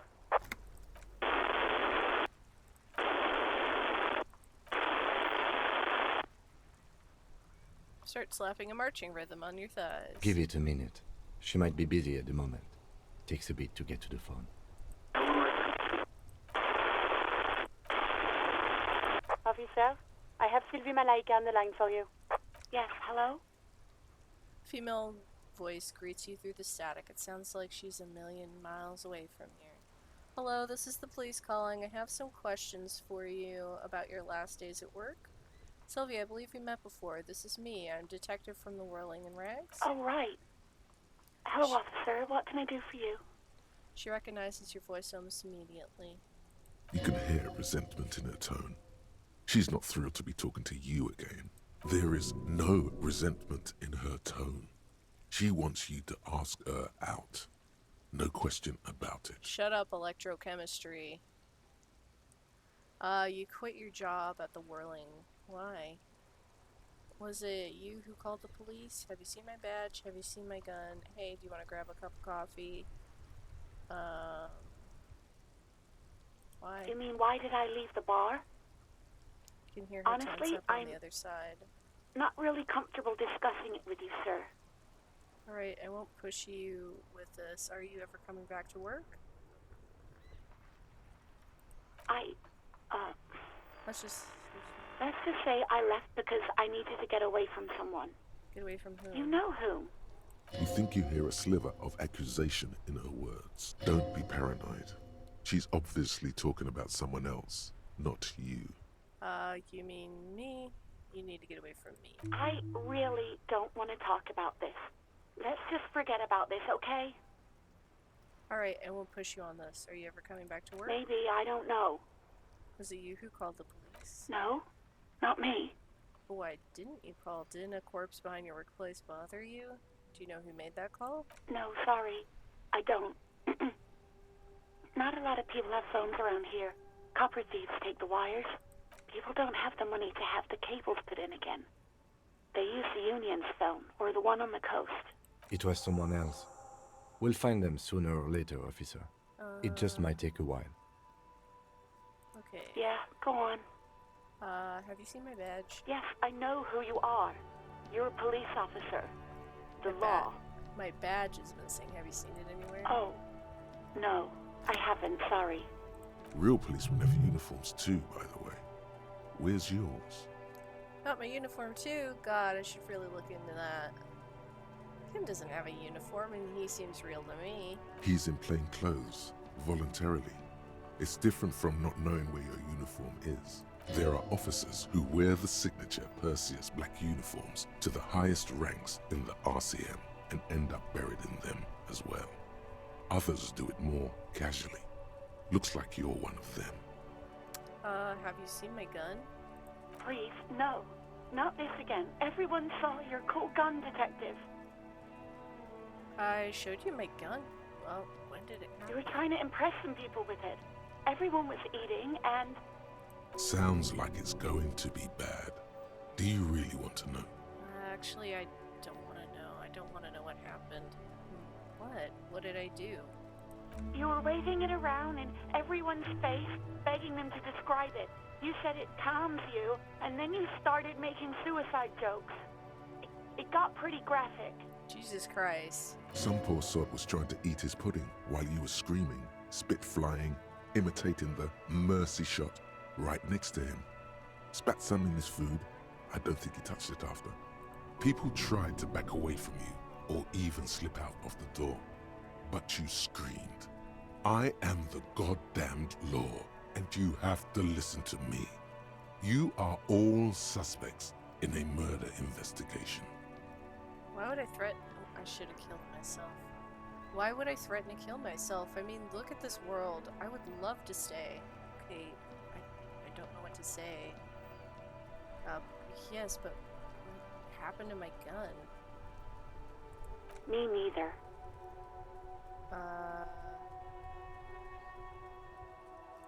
No idea. All I know is next you were waving around money instead, saying things like big bucks cannot lie and guns can't buy money, but money can always buy guns. It almost looked like you pawned it, but believe me, I did not ask. Have you seen my police uniform? Uniform? I never saw you in any uniform. You had your things on, the disco things. Uniform? Okay, I just never saw repeat you in it. any uniform. You had your... I do hope so. Please, don't call me again. Bye. Empathy. Wait, why does she seem angry with you?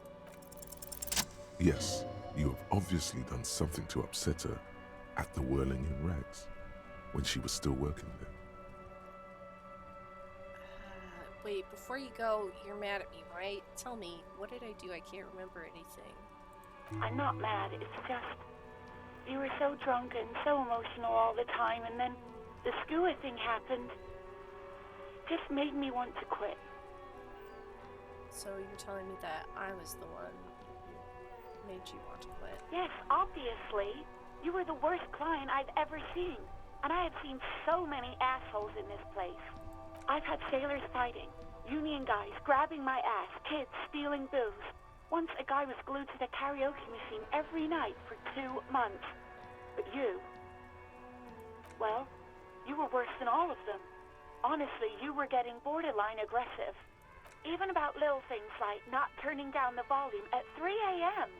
I even liked one of those songs you kept listening to on repeat. No more. I hate it now. Hold on. Which song? We Go On by the O.O. I can't listen to it anymore. You've turned it into a parody. Sorry. Sorry about the song. To hell with that song. Then there was your room. Your project. An experiment to see how bad it can get in there. I tried to send the cleaner, but you wouldn't let me. Threatened to make me understand. I had no idea what you meant, and I don't want to know. And then you screamed something about how you're actually a real cool guy, and no one understands it. One of the coolest guys there is. The coolest guy in Jamrock. Something about disco, too. Sorry. And then I had to deal with your toilet. The one you clogged with police documents, causing water damage downstairs in the kitchen. I won't even mention you waving your gun around, harassing customers, threatening to sing karaoke, threatening to kill yourself. Wait, police documents? The ones I had to wrench out of your toilet. What happened to them?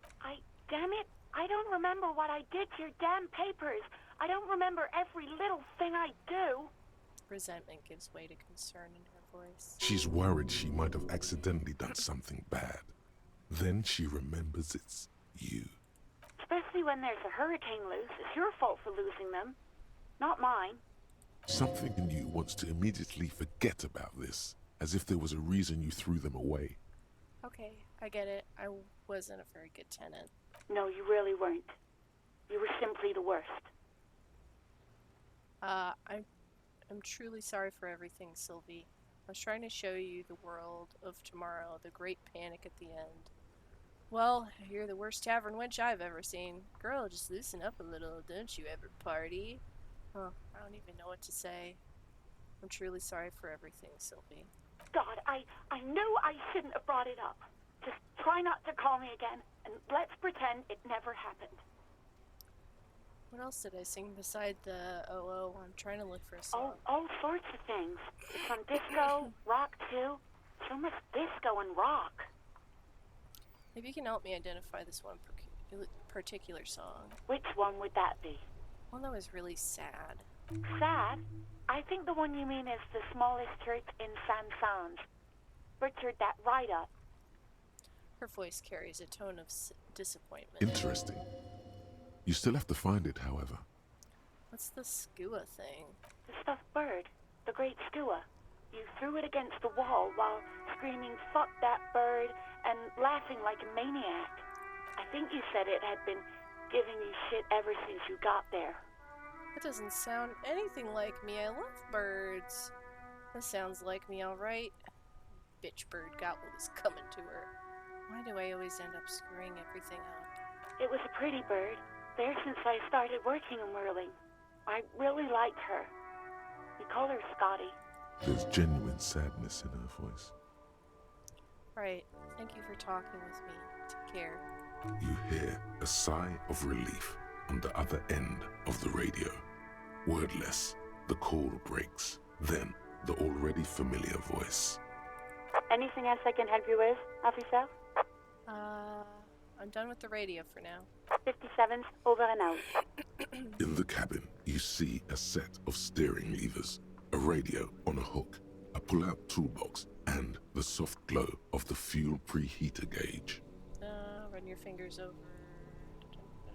Pull up. A metallic drawer slides out from under the seat and clicks into place. The tools inside are neatly organized. Take the rubber-handled chain. The handles are long and sleek. Snap, snap, go the cutters in your hand. Take the red-tip pry bar. The pry bar feels nice and cold in your hand, heavier than you'd think. Cold and heavy, like truth.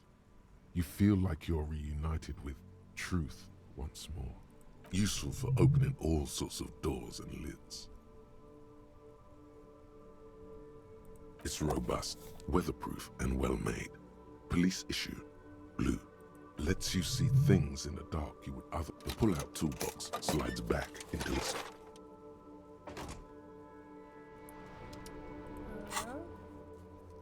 Who made the call reporting the crime? Keep searching for the caller despite lacking any obvious leads. This might take some time. Pay for damages. Track down your badge. It's unclear how you should go about finding a tiny piece of plastic in a world as huge as this. Maybe you'll just stumble across it down the line. Miracles happen. Track down your gun. Someone must know something about your lost firearm. Maybe a district authority, like someone high up in the union or someone local saw you with it before you passed out. The Whirling's absent bartender. You could also ask the local pawn shop. Alright, let's head over to the body. Actually, let's talk to this person first. The RCM in Martinez. What can I help you with? The young woman looks up at you. You sound surprised. I have some questions for you. We don't see a lot of police around here, that's all. I have some questions. Of course. What can I help you with? Who are you exactly? Me? I am just a gardener. Good to meet you, just a gardener. Another question then. I am pleased to meet you too, officer. Have to run. Of course. Her gloves, You get the feeling that you need them. You have a dead body to deal with after all. One more thing. Can I borrow your gloves? Sure, keep them. I have another pair. Thank you. What a nice lady.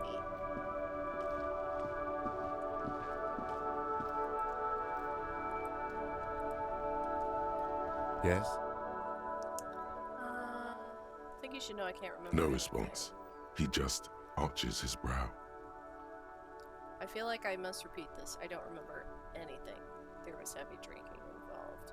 Have you tried concentrating on something other than your personal affairs? There is a sudden, harsh edge to his voice, like he's tired of hearing about your So what personal should I affairs. concentrate on? But I'm completely lacking in basic information about even this organization we're in.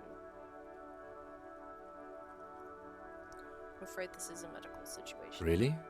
You look fine to me. Lieutenant gives you a look as though performing triage. Talking serious, unbelievable damage here. I saw myself in the mirror and I had no idea who I was. This psychodrama is unbecoming of an officer. It's not psychological. Some sort of major brain damage has occurred on an unprecedented scale. Welcome back. Then you should consider seeking medical attention. You can use the radio in my kinema to call your station's Lazareth. Was there anything else you wanted? Nothing.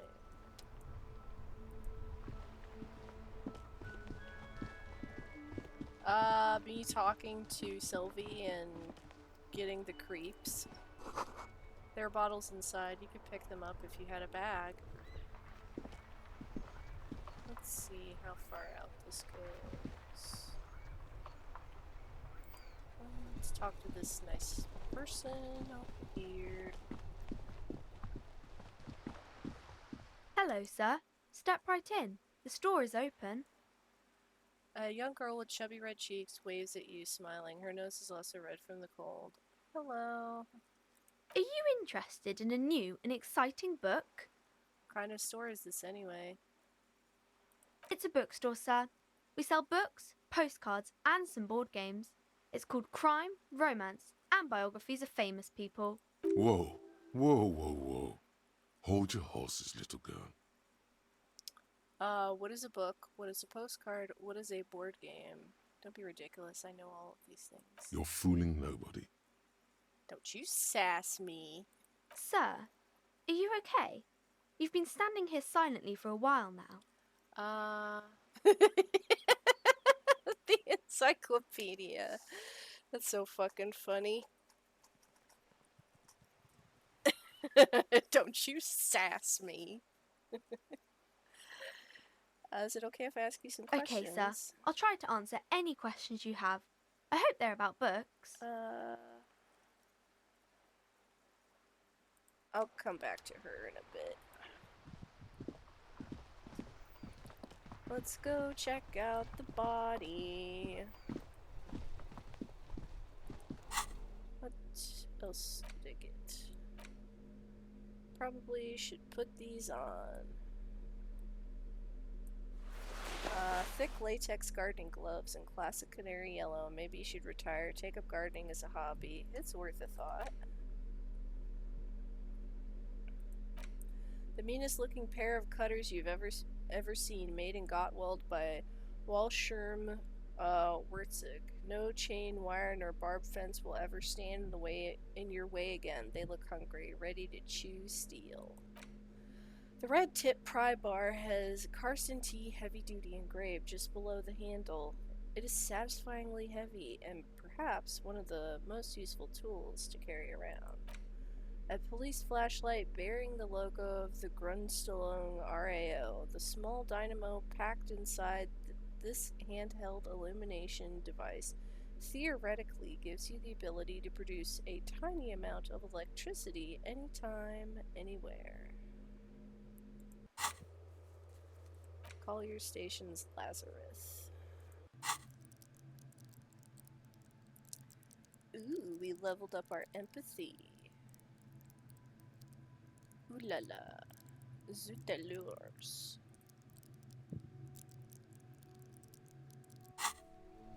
Okay, let's Let's head over to the body.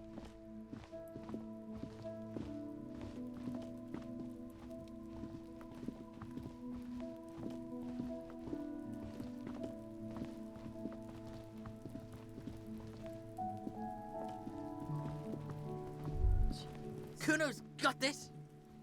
The boy throwing the rocks at the dead body can't be older than 12. Oh yeah, Nappa Gumpy Kuno! Yells the other kid behind the fence. Hey kid, word, police business. Right in the dick, Kuno! Get him right in the dick! Love it in the dick! The boy is sweating profusely. His eyes are like two black holes and his jaw is twitching as if trying to break free from the empire of his body. Stop using slurs in my crime scene. That's not how we do it. Stop throwing rocks at my crime scene. Stop using slurs. Can't talk, pig! Shit's coming up strong! Throwing rocks! Shit coming up strong. That sounds good. Joyous. You should hang out with this kid and see what that juicy shit is all about. Yeah, Kuno! Ride the lightning, Kuno! Kuno's riding at sea! He wipes sweat from his brow and sends another rock flying. The rake, Kuno! You should throw the rake at him, Kuno! The fuck does Kuno know what a rake is? Kuno's not a gardener. Look, I have questions for you. Alright, entertain the Kuno. Show me what you got. What you got there? What you got, huh? Show me what you got. The body, what do you know about it? About the crime scene, you kids often play in this yard. I gotta ask, who is Kuno? The body, what do you know about it? Shitload, pig. What's your question? Don't tell the pig shit, Kuno!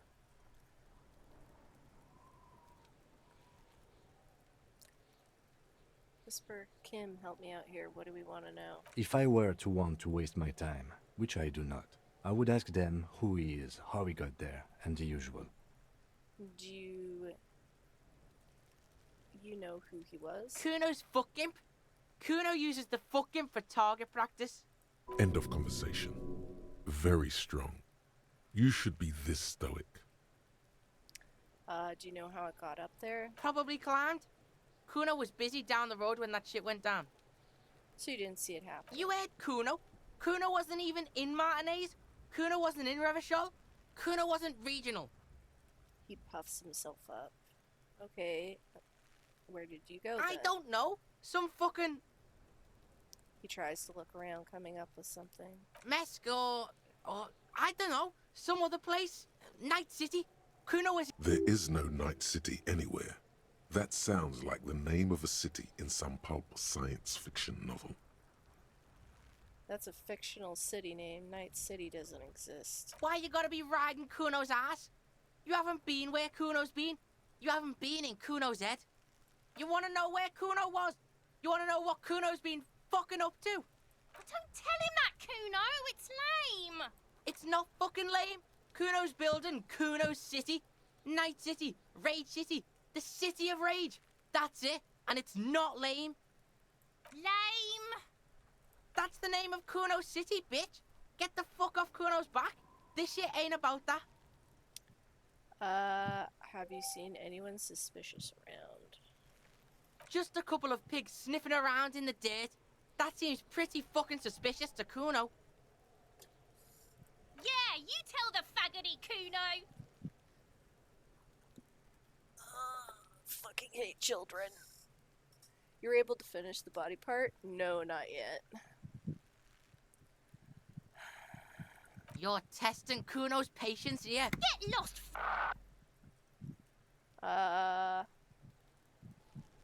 Who's Kuno? Kuno's Kuno, pig? The boy points to his chest with both thumbs. Kuno. Primal. Violent. So you refer to yourself in the third person. The fuck are you calling a third person? Kuno's the fucking first person? He looks slightly confused, but proud he came up with that retort. But right as he's getting distracted, you hear a malevolent hiss from behind the fence. Watch out, Kuno! He's trying to fiddle you!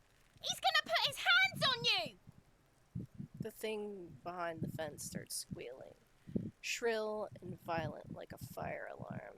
Help! Pig's got Kuno! Help! Rape! The sound gets louder as the child shouts at the windows overlooking the yard. Help! He's got the Kuno! Help! Not doing anything, see? Just answer the questions. Help! He's digging his dick out! Escalate, Kuno! His dick is out! You're afraid! Pigs in here in Kuno! Somebody, please! Don't punch him, it's a bad idea. What is this sick shroud? No! Get off Kuno, you sick fat fuck! Who put you up to this? No one. Kuno's doing this because he likes it, pig. This is where Kuno establishes dominance over you. Help! The pig's gagging him! Kuno can't speak! Someone put you up to this. You put him up to this yourself when you decided to talk to him in the first place. Listen to your friend.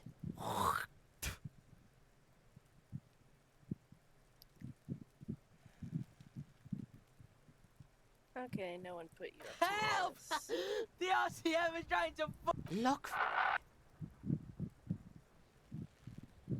I know you wanted to hit me. You got that I'm gonna fuck that Kuno up look that Kuno's dad gets. The murder look. The rage look. Yes, how do I get back to it? I want to go back to that thought. Yes, but I didn't act on it. It was just a fantasy. How do you know that? You can't see inside my head. Can you read my mind, Kuno? Yes, but I didn't act on I it. know what you thought. I'm gonna fuck that Kuno up. I'm gonna shut that shit down. You know what? You should have, because now you're nothing. You're a joke to Kuno. Kuno laughs at you. King Kuno! Kuno turned you into his prison, bitch! You're gonna be... No, you're not. We can just leave. Bitch, you're gonna be in this shit with Kuno forever! The Pippo-headed critter doesn't let him finish. A peepo is a type of hat, by the way. Nice peepo. You don't talk to me about my fucking peeper!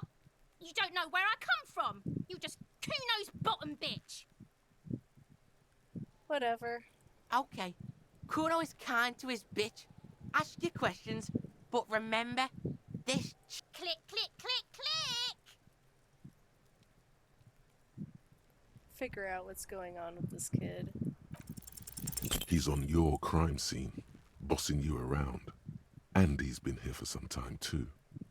This is where he hangs out. You have to get more out of him. He could be useful. You must have seen all kinds of things. Throwing stones here. Want to help the RCM bust a murder. Kuno, listen, I know this boundary-pushing thing is news to you, but it's old news for us grown-ups. Get your snout out of Kuno's ass. Kuno knows how hard Kuno pushes it. Kuno pushes it hard level. You should give up, Popo, or the Kun will keep fucking it out of you. You okay, Kuno? The Kun has her confused. That went wrong. He took it as a compliment. Then he had a minor seizure. What about the crime scene? You kids often play in this Right, yard? pig. This is where Kuno plays with his little wooden choo-choo. Fuck do you want with it? Yeah, whatever. Kuno doesn't fucking care. Smells like spoiled meat and curdled dairy. A human being decomposes.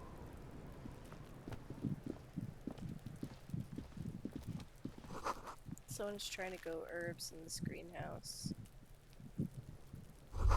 The kid's ladder is rickety but still climbable. The ladders for kids wouldn't hold the weight of a grown man.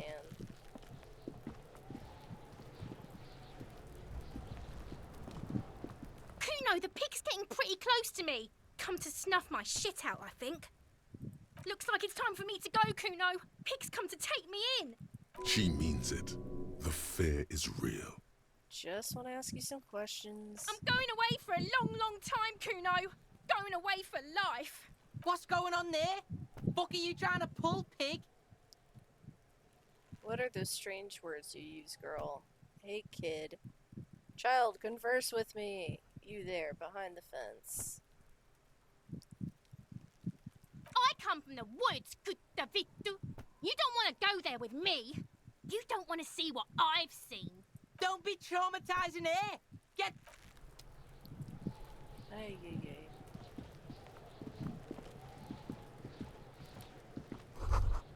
The letter R wears a crown on the ribbon below, a light above descending. It's the logo of the municipality of Revencall.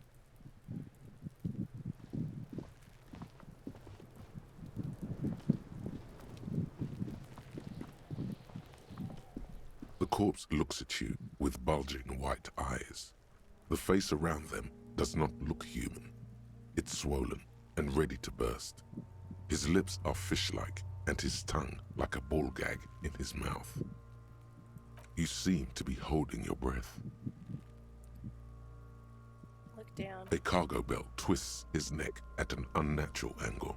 The body below appears stiff. It's letting out an ungodly rot. The smell seeps in, even through your clenched nostrils. Let go of your nose without throwing up. The smell is repulsive. It pushes in from your mouth, more instant and more familiar than anything you'd expected. More fever than odor. It fills your mind, flushing you from within.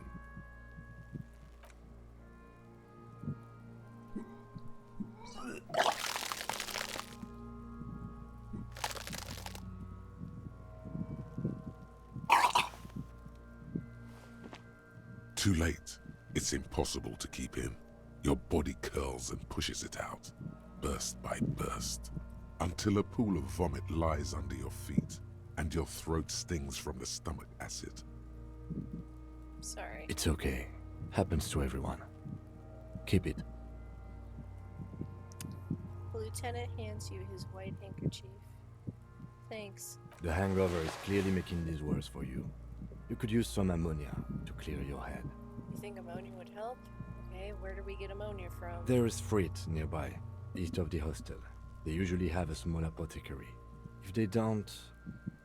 He points to the greenhouse. There's a greenhouse here, and a gardener with a wheelbarrow on the corner of the whirling in rags. If she works here, she might have something for the smell. Acquiring ammonia will provide a modifier to the white check. Modifiers make checks easier and allow you to retry them. God, what is that? Why is it Active so bad? decay. It's okay to throw up, officer. No one is judging. He's about to blow. Cop's gonna blow, Kuno. Hey, so we've been monitoring you internally, and now we know your Copo type.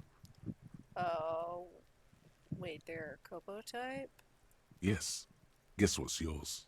Cool cop? Some kind of weapon cop? Sorry cop? I'm sorry. I'm not sure. Yes, sorry cop. The cop who's sorriest. Let's make it official then, shall we? Huge lack of enthusiasm going on in here. Okay, but what are the other Kobo types? Won't the other Kobo types be jealous? I'm sorry. Opt in. You know, actually, I'm not sorry. I changed my mind. Fucking they should be sorry. What about the other Kobo types? Oh, you know, Apocalypse, Superstellar, the Advanced Interesting Cop, Liquid Shadow Cop. But you're too sorry to say those things. So, here we go? Won't the other Kobo types be jealous? What? Jealous of the sorry cop? I think they'll be fine. They'll be super, super fine. It'll be totally okay. You can dual Copo type from sorry to anything.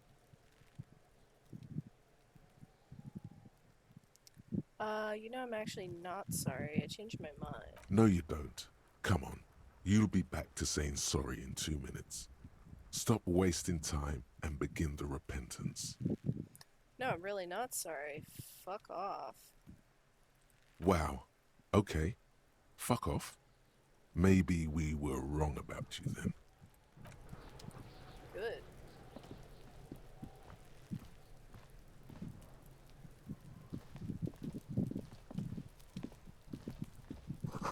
Winch mechanism has been oxidizing for some years.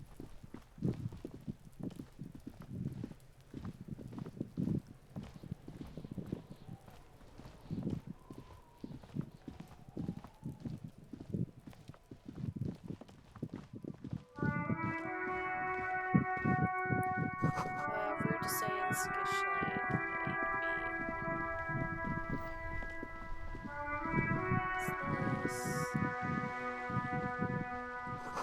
Book has a rose pistol and a half-naked dame on its cover. On the cover stands a very muscular man surrounded by flames. This book is about pate. This book, you don't really understand what it's about, nor does it seem important. A book about Odio culture, promotes freedom and roaming upstream. A book about the future. The government reads your mind using radio technology.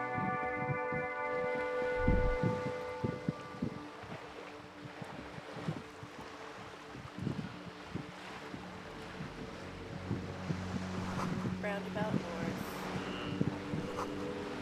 Keepside Apartments, Martinez Pier. Dad reads broken window, Tibbs has no windows. This coin-operated viewer is facing southwest. Its coin slot is full of fossilized bubblegum, rendering the machine permanently inaccessible. Poor little viewer. The metal feels cold and wet under your palm. It looks unhygienic. A thick layer of graffito covers the lenses. You spell out the word Onug, written on the other side, with N and C scribbled backwards. Under the graffito, a sea of blues and greys appear. Behind the water lies a coast, studded with concrete and reeds. On it, a church on stilts, lanky weather-worn wooden planks, an X-shaped cross topping its tower. You know this to be the Star of Pericarnassus, or the Cairo, the central symbol of the Pericarnassian Church, a star, a great moral height, to be struck. The church looks old and weather-worn. There are no lights in the windows. You got a bag in your hat, perhaps you can collect these bottles and sell them.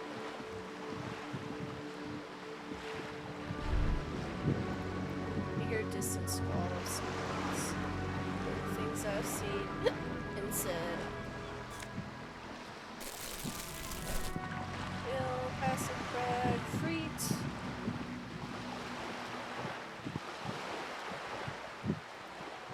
Nope. Yes? Nothing.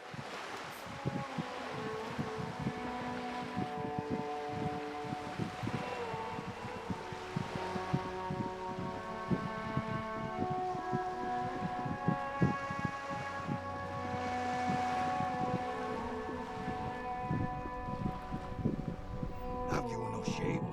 Whining about your back every time you bring out the measuring tape. René, you're a man with a fork in a world of soup. Please, let's just try to enjoy the game, all right? The other one is eating a big sandwich. I'm trying to, but you keep breaking my concentration. You're old. I can see that. We're both old. Now stop grabbing your ass like it's a girl. These manly men are playing balls. This is a ball game. Grab a ball and play it. Shouldn't I ask? Don't ask questions. Shoot first. Ask questions never. Shouldn't I ask No, what game it is? you got this. There's the ball. You're the game.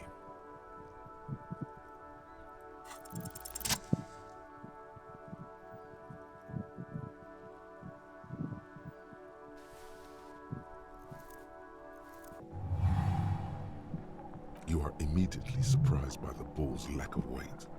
No matter, you'll make it work. God, this is right. You feel the familiar tremble of excitement and adrenaline that precedes every victory. A chilly breeze ruffles your hair as you stand there, feet firmly planted. All sounds, smells, even the wind, everything fades until the only thing left is the union of man and ball. The cold metal ball is surprisingly smooth against your neck. It has a pattern on it, probably a sponsored ball. Yours would only be covered with bumps of learning, and already your muscles are adjusting to the weight, the nervous system calibrating, until you and the ball have merged into a single entity. The man ball is ready. There is a time for a last glance inward. Who am I? An embodiment of pure motion, a fine-tuned locomotor running at maximum efficiency. Behold the fear and confusion reflecting in the eyes of the two feeble geezers. They are in awe of your superiority. You are a god to them. Some would still say you're a cop, but I guess we're beyond that now. The inertia can be contained no more than a bullet leaving a gun. Let go, be the bullet.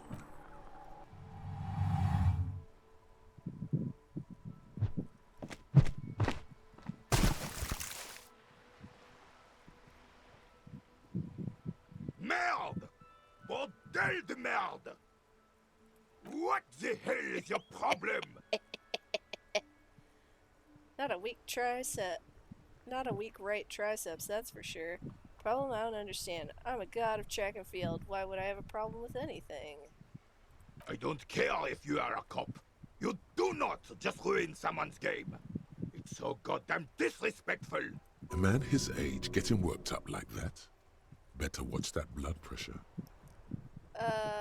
Wait, what? You vandalized our game, son. We can't play pétanque with 5 bull. P-Tank? Yes, pétanque. You ruined our pétanque game. We want our bull back. Take it easy, René. This is just a misunderstanding, isn't it, officer?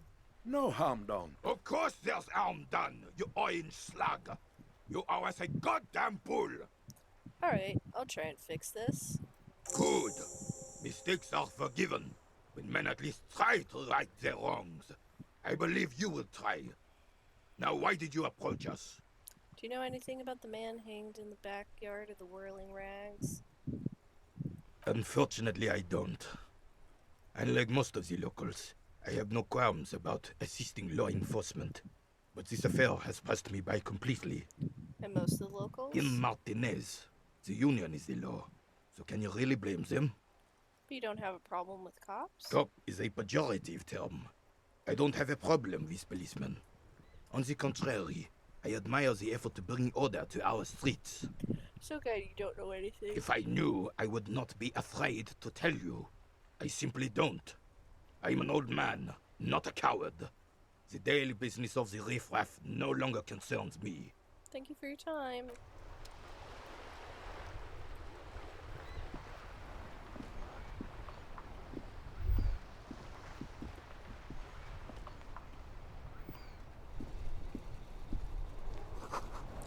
Tire tracks leading into the roof. The slush and rain has almost washed them off.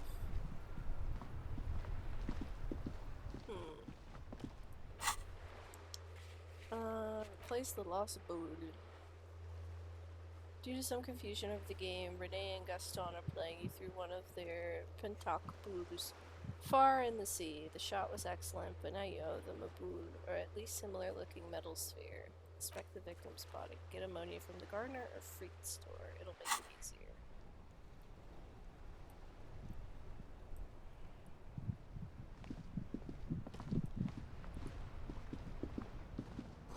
Ancient fountain. It doesn't pump water anymore. There's a tree in it. Some great tectonic forces crack the pavement like an eggshell.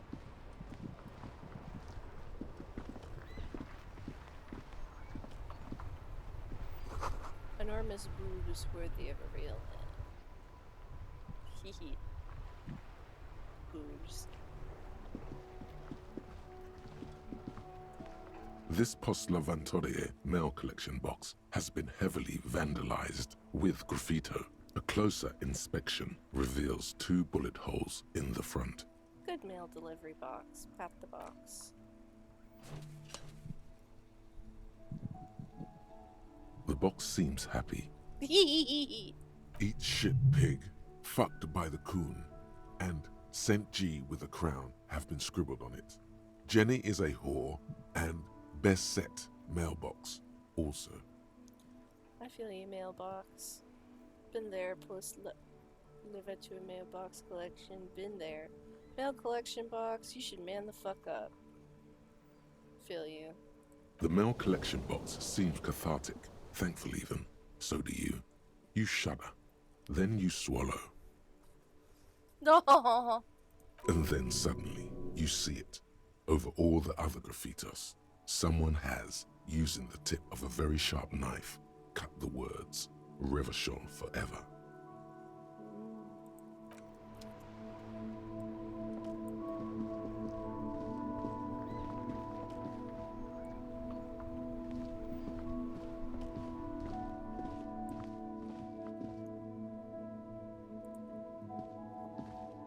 An old call box with a matrix of push buttons lists all the companies in the East Delta Commerce Center. Revolution on iCity, Main Hall,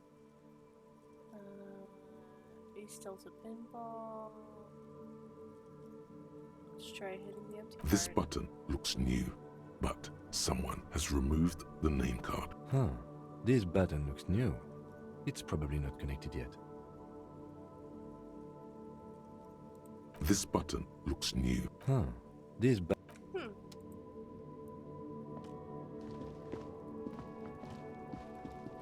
Okay, that's the body. So let's go over and see.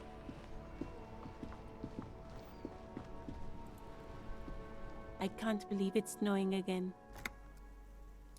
The young woman watches the snow falling and sighs. It felt like springtime just a few days ago. My partner told me you may have some ammonia. Can I have some? Sure, I'm done with it. She takes a small capsule out of her breast pocket and hands Go easy on it to that you. stuff. It gave me a terrible headache. Okay.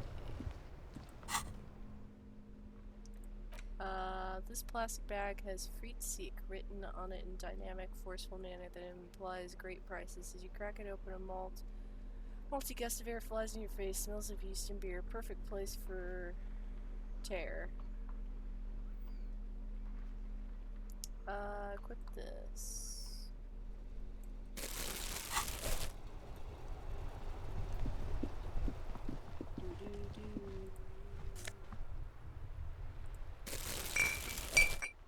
Collecting bottles while I'm working. Hello, cop.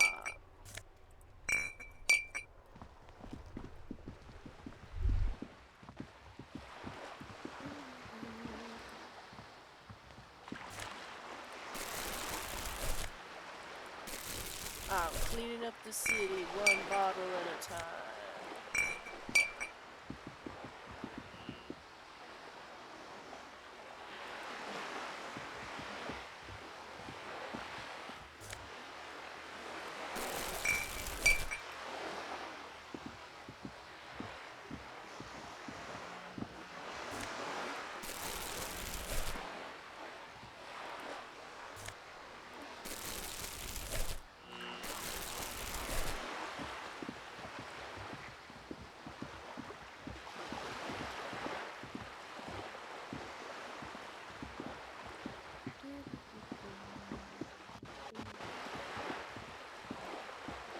There was some over here.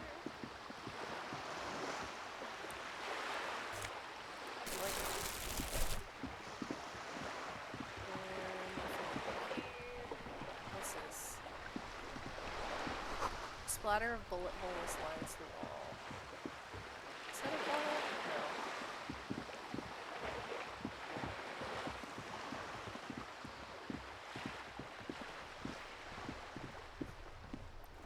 He runs so daintily. It's cute.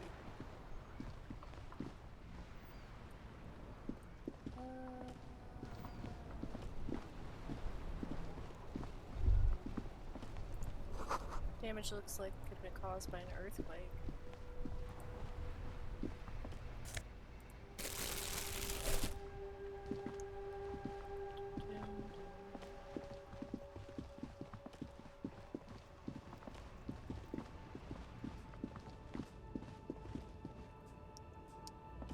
Whirling rag.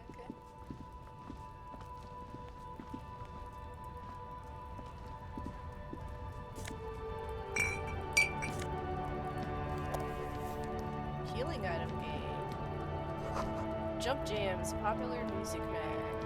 A glossy magazine, most able-bodied men. This issue most top 10 lists. Oh no, they're much hunkier than you.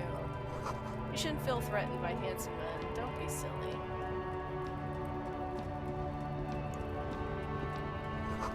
Freaked sick.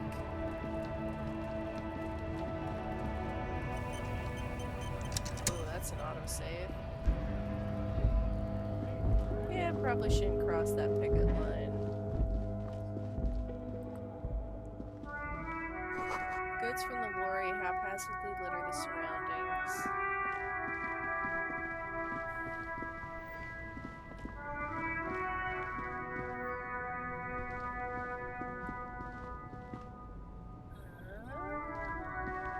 Aha!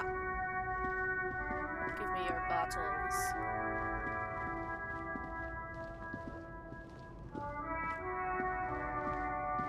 Secret pathway, yes.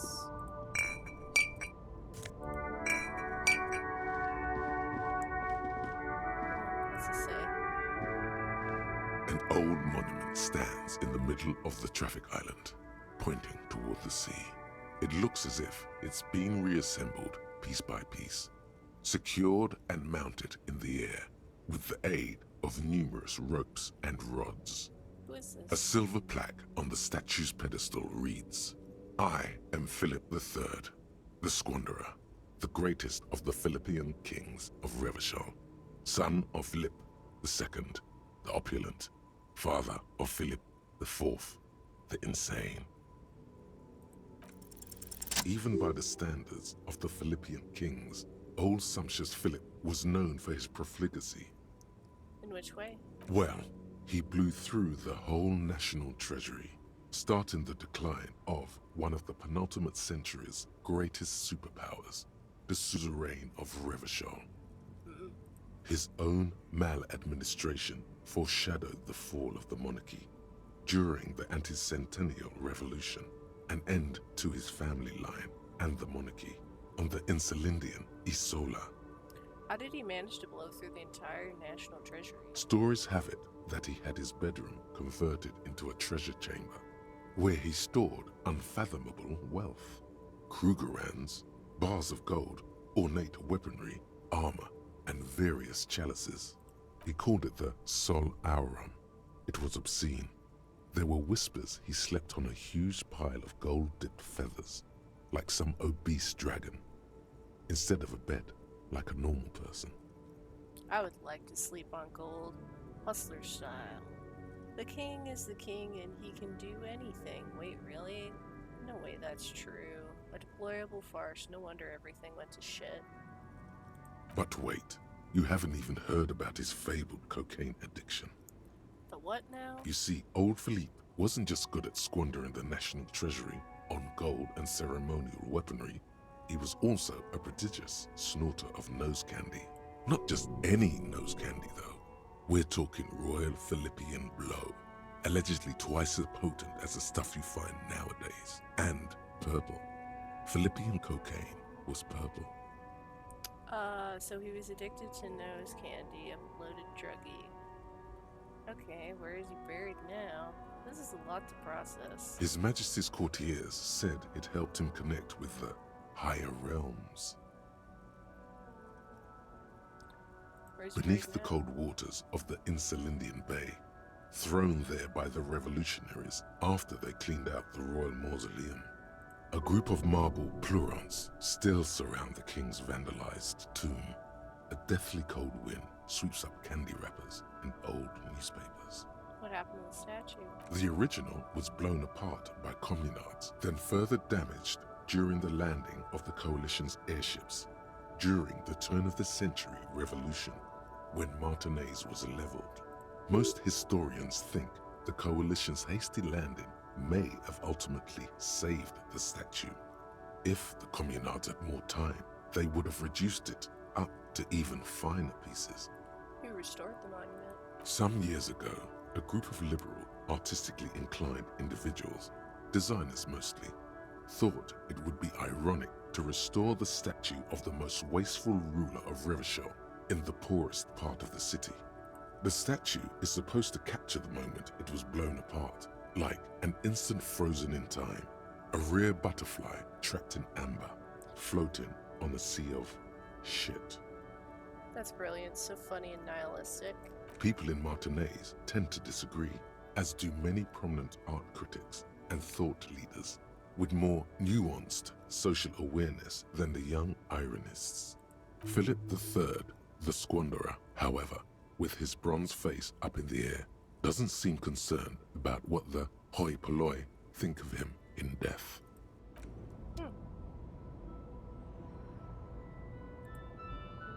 Just take a little sneaky peek over. What's this? Yoink. The small, wrinkled woman does not greet you. She nods along to something on her radio. A photograph is clutched in her hands, and there is a warm smile on her face. The photo, an ambrotype from the turn of the century, as golden as her smile. It's the warmth of a winter night's fire. Maybe she could give you comfort and shelter, some cigarettes and food money. Maybe she's your... Grandma? Nothing. Her smile just keeps widening. Her hair is gray like lead. No, this one is a monster in disguise. Excuse me, ma'am, I'd like to ask some questions. No response. Wherever this woman is, your words fail to reach her. Snap your fingers. Wait. She's just a distracted old woman. Better to leave her alone.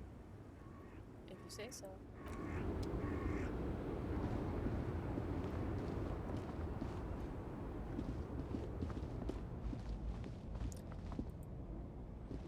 She's gonna freeze out here in the snow. Foreign car kept in good condition.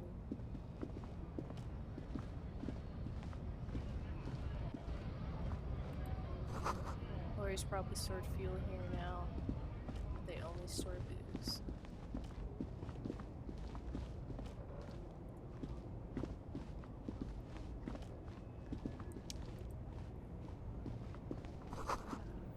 A bold slogan, Humanox, covers the truck.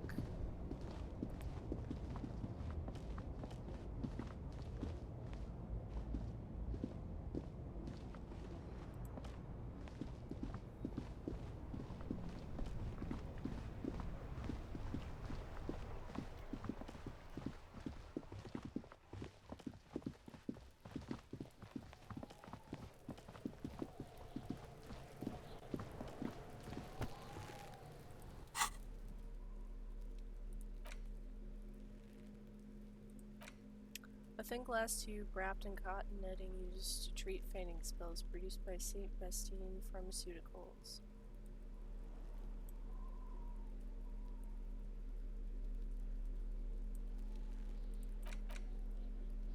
How do I use items? There he still is, looking right through you with his white eyes. The body below is in. The ammonia only makes it worse.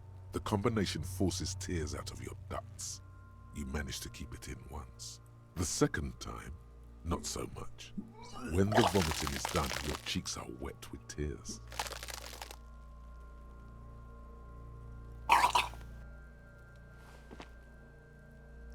The ammonia didn't help at all.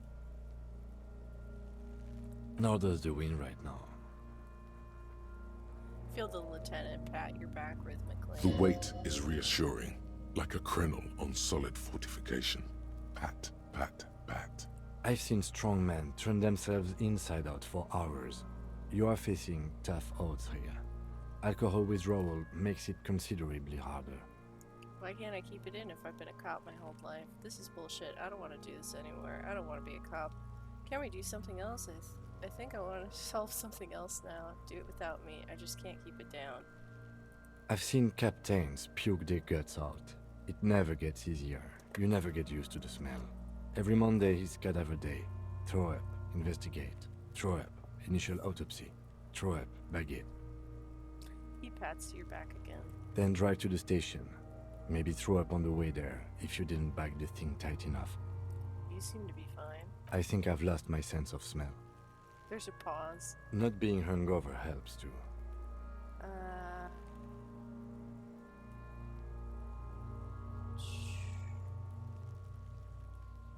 Can we do something else? I want to do That's something. probably a good idea. Clear our head. But before we can do that, you need to get your shit together. Okay. Shake your head. No. But I don't want to get my shit together. But my shit already is together. Okay. We should go talk to the locals. Find something else to do while the wind changes. It's pretty bad right now. You've gained a thought. When this dialogue is over, go to your thought cabinet and internalize it for special bonuses and effects. Give it half an hour. Get yourself together. Then come back and have... Okay. Volumetric shit compressor. Internalize. -1 logic. Head in the clouds. Temporary research bonus. Problem. Your shit is apart, and it's rather unbecoming of a cop, any human being. It's supposed to be the opposite of that. Together, compressed, in a small area. To achieve a solid level of shit compression, squeeze your butt cheeks together for 30 minutes. Do something similar with the 2 hemispheres of your brain. Talk to people. Maybe that'll help.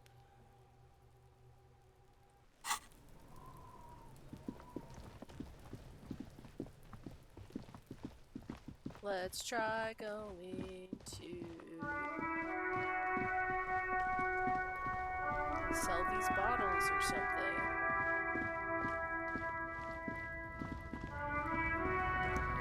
Fritz sick.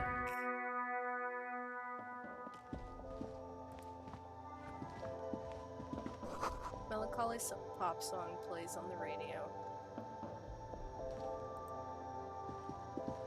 The tear machine stands in the corner. A sign says, 1 bottle equals 10 cents. Insert Your bottles. bottles clunk into the machine, and the money appears with a satisfying jingle. You're a richer man now. Okay. Is that all of them? Tools, items.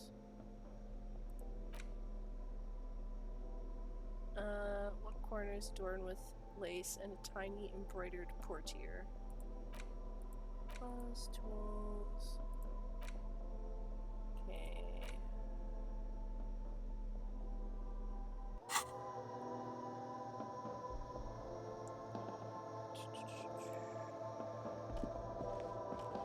Welcome to Frit. Feel free to look around or something. Everything is out on the shelves. What's that magazine she's reading? What magazine are you reading? You mean this? She looks at the cover, boasting a colorful photo of 2 girls kissing. This is Pop Stars. It's got, like, famous people in it. It's not for sale. Looks like it also has something called Police de la Mode, featured on page 34. This speaks to you. I approve of this. Very futuristic. Tap on the girls kissing. Gross. Forget about all that. What's this fashion police feature? Point at the cover. It's where they rate different outfits famous people wear. It's kind of funny. They're kind of mean. It's about who's the most stylish. Who's the numero uno guy in this right now, and does he look like this? Point to your hat. Bet your hat would take the prize. So who's the most stylish in there? It can't be anyone from here. Who is the numero? Point at yourself. Her lazy eyes scan up and down your body, assessing the situation. No, I don't think so. We are not the fashion police. We're the real police. Let's proceed. Okay. I'm not really supposed to be chatting to anyone, but... Do you have any ammonia She for looks sale? up from her magazine, eyes filled with tired ennui. Yes, what we have is there, in the medicine cabinet. Go take a look yourself. Can you tell me anything about this reality? Reality? You mean, what reality? Economic reality, or...? Yes, tell me about the economic reality. I don't really know anything. I mean, I'm 15. 15 is an excellent time to learn about economic reality. Yeah, that's why I'm working my arse off in Frit. So I guess, like, that's economic. What about the physical I don't reality, know. then? What about it?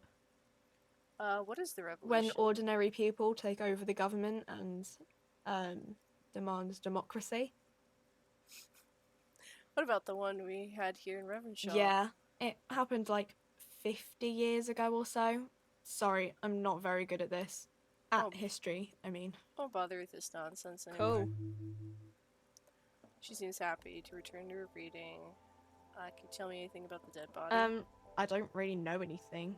I mean, I know it's there, but I haven't seen it, so... Did you know the man who died? Not really. Not really? Does it mean you knew him a little? No. I didn't know him at all. How long has it been there? I don't know, really long. How do you think it happened? I don't know. No need to worry. It's just standard procedure for us to ask around.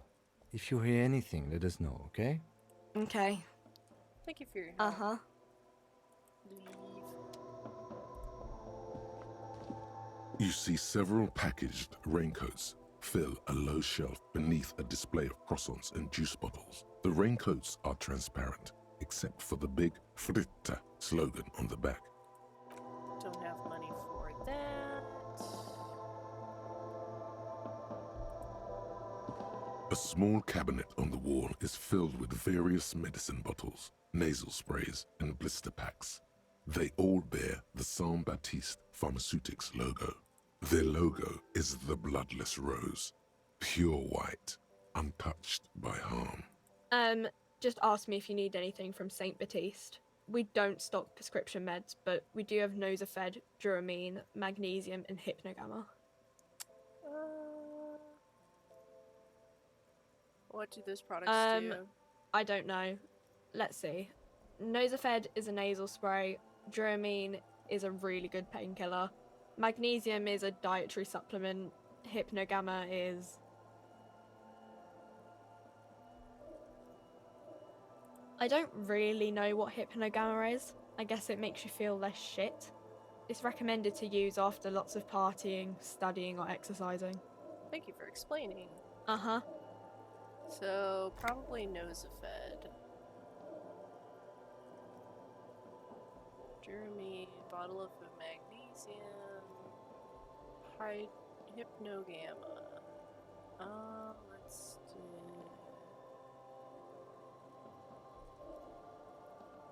I guess we already have some Nosafed.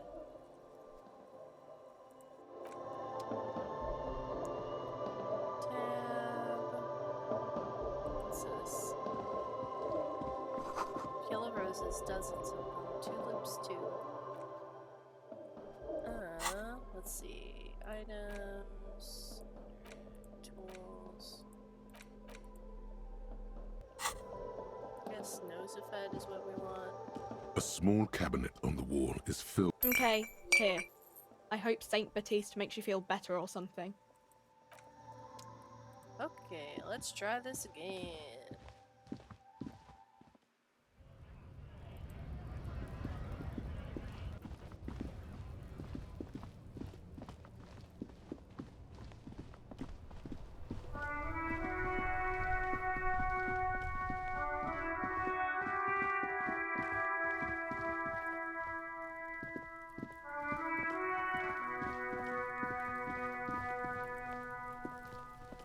There are several footprints in the mud, left by work boots. Anywhere from 6 to 12 pairs have walked here. What do you think you are? A super detective? You're hungover. These are just dents in the mud. No pattern emerges for the time being. Heavy workers' boots with reinforced toes and hobnails all over the yard. Isn't this something an industrial worker would wear? Lieutenant, workers' boot tracks. Noted.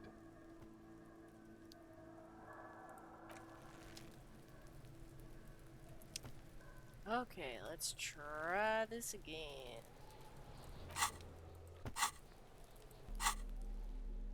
Items. Well, wait, where's the ammonia? God dang it. What's in here? Magnesium, and this. Some money. I guess I can't get over there.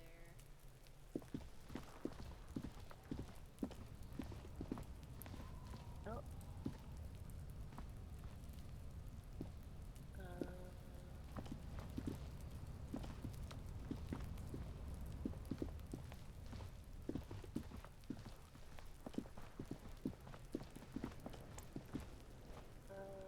Two charges, morale.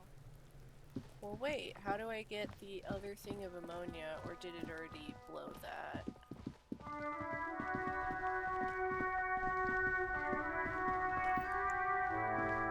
I can't believe it's snowing. It felt like springtime just a few days ago. Have to run. Okay.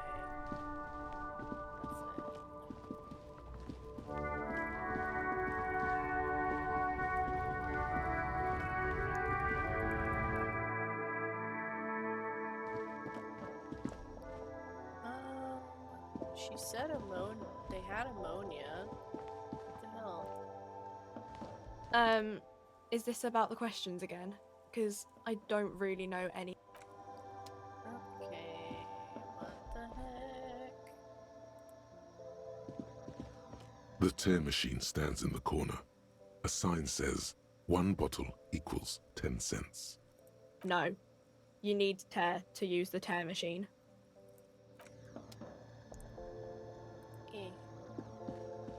You see several packaged raincoats fill a low shelf beneath. Nope. Well, let's try going over here.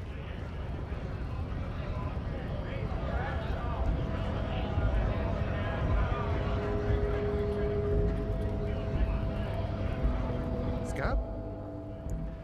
Ask a man with jolly eyes tilting his head. What did he just call you? Oh no, not this again. You just got away from that fucking kid. I don't want to deal with this again. Just call me a fag. And what exactly is a scab? Yeah, I'm a scab. Poor and downtrodden, wave your fist right to work. I'm not a scab, I'm a cop. I was just messing with you. No one's ever seen a cop scab.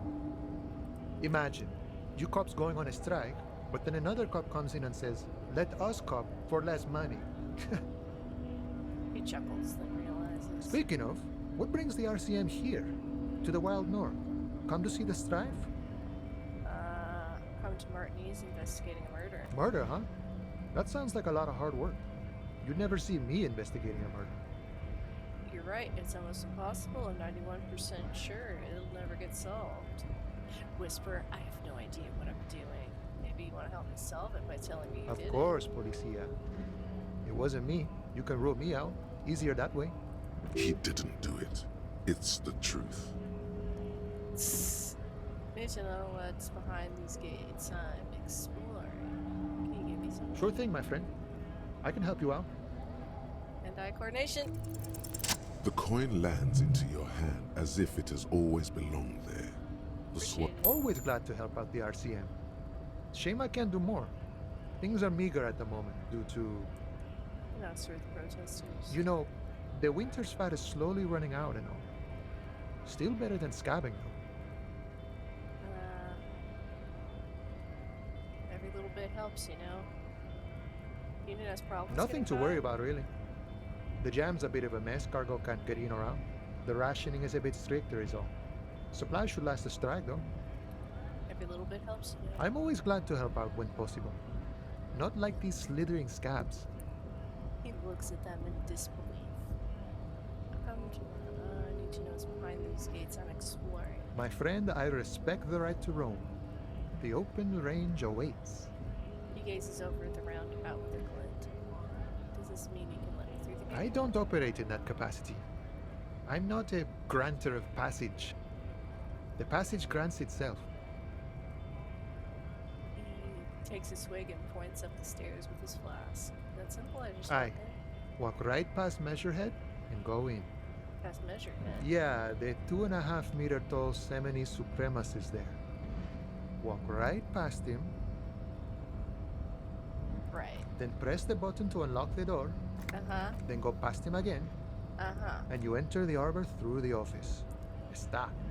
Huh. For some reason, it doesn't seem like it's going to be that way. Don't worry, I'm sure it's not completely impossible.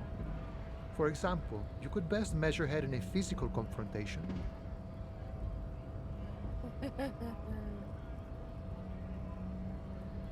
Or you could convert to a Semini Supremacist worldview. Or, He maybe strokes it his actually mustache. is completely impossible. Is anyone ever here bested in a physical confrontation? Has any of the scabs tried converting to his world? Not yet, no. He's incredibly strong. Gotcha. Nothing a couple of solid hooks from Dexter and Sinister won't fix. Got it. Sure. What's a strike? You know, serious business. I'm sure the big boss will be glad to tell you. You'll have to ask him first. He's a chatty guy. Wants to talk about the strike. Return once you've met the union boss and are on a better footing with the organization. Nice talk. Gotta get moving.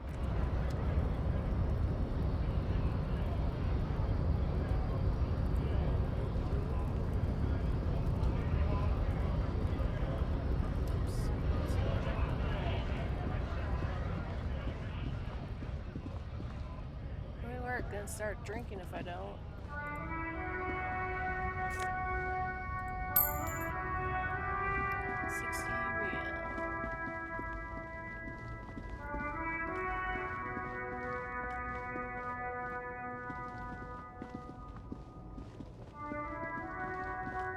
What's this?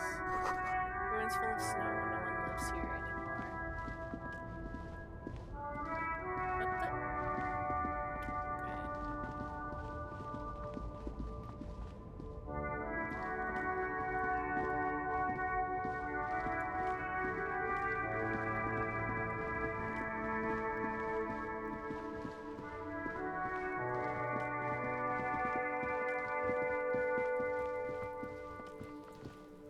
Let's try popping a save.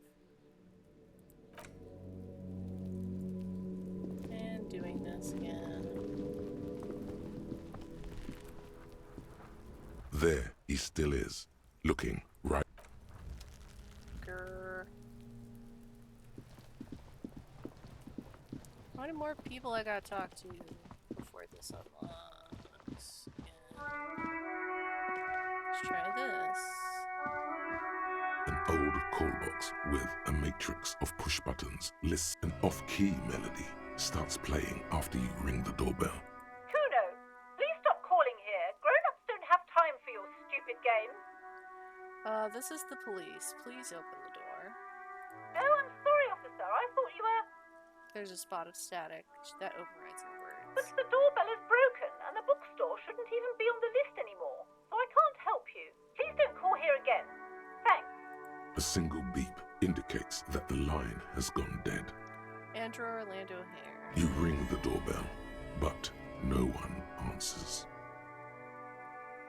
Just seeing the words Andrew Orlando gets your hackles up.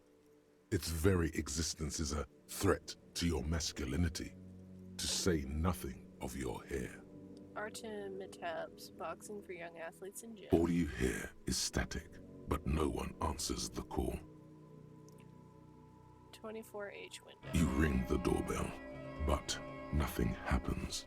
Emma's fashion outlier. You wait for a minute or two, but all you get from the call box is silence. No Cabron's one taxi. answers the call. The rest has been burnt off. Looks like someone has melted half the plastic off with a lighter. The doorbell doesn't work anymore. Slipstream SCA. You hear static from the intercom speaker.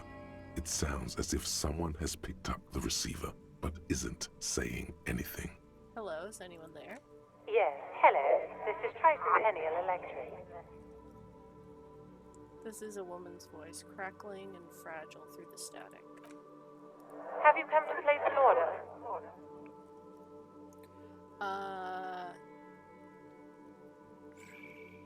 Yes, hello, can you let me inside the building, please? My God. The lieutenant exchanges a look with you. Sorry? It's you. My God. I didn't think I would hear your voice. It's a woman, and she knows you. Your heart beats faster. No, something's wrong here. Are you sure she's talking to you? Yeah, it's me. Here I am again, crawling back into your life. Who are you? Where are you? Michelle, just please. She stops and you can hear her breathe heavily, her breath distorted by ancient static. Sounds like a ghost. Wind blows through your clothes and you feel detached from your surroundings. Inside the building, a cold memory hangs. Why did you even call? I don't understand. You've been gone for months. I thought you didn't care. Hold on, tell me what's going on. What did I do? Of course I care, it's just that I've been going through some tough time. Ever since I came to work here, it's been different. As if my mind's been wiped clean. A spot of static overrides her words. When she speaks again, it sounds like she's submerged. It's so nice. It's so nice to be able to finally forget. Forget about what? She sounds like she's about to cry. The cold is deep under your skin, as if you were talking to someone who's 100 years away.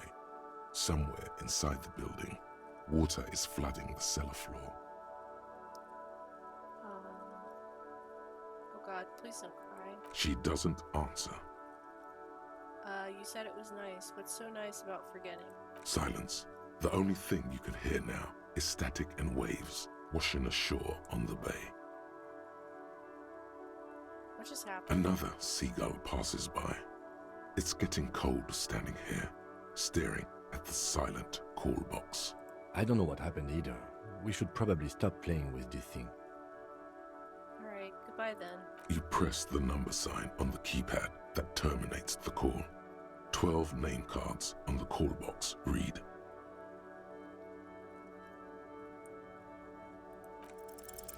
No, hold on. The last thing you need in your life is more hysteric emotions. Forget it. Find something else to do. Fortress accident. Silence. No one's home at Fortress accident. Revachol Ice City. Silence. No one answers the doorbell. Main hall building B whirling in rags. Nothing happens after you ring the doorbell. They don't want to talk to you. East Delta Pinball entrance from building B. Silence. No one answers your call. This button looks new, but... This button looks new. Okie dokie. Volumetric shit compressor. Bizarre scientific news from Revachol West today, where a police officer's shit has been observed at a pressure of around 495 gigadecimals. These metallic hydrogen levels of shit togetherness were thought to exist only at the center of collapsing stars, not law officials. It remains to be seen how long the shit singularity lasts. All endurance white checks unlock. Learning cap for endurance raised to 4. Accept.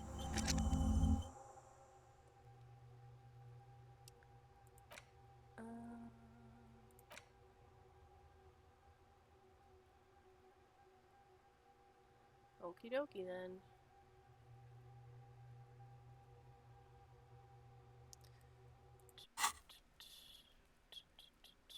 Let's see if we can try and get the body down.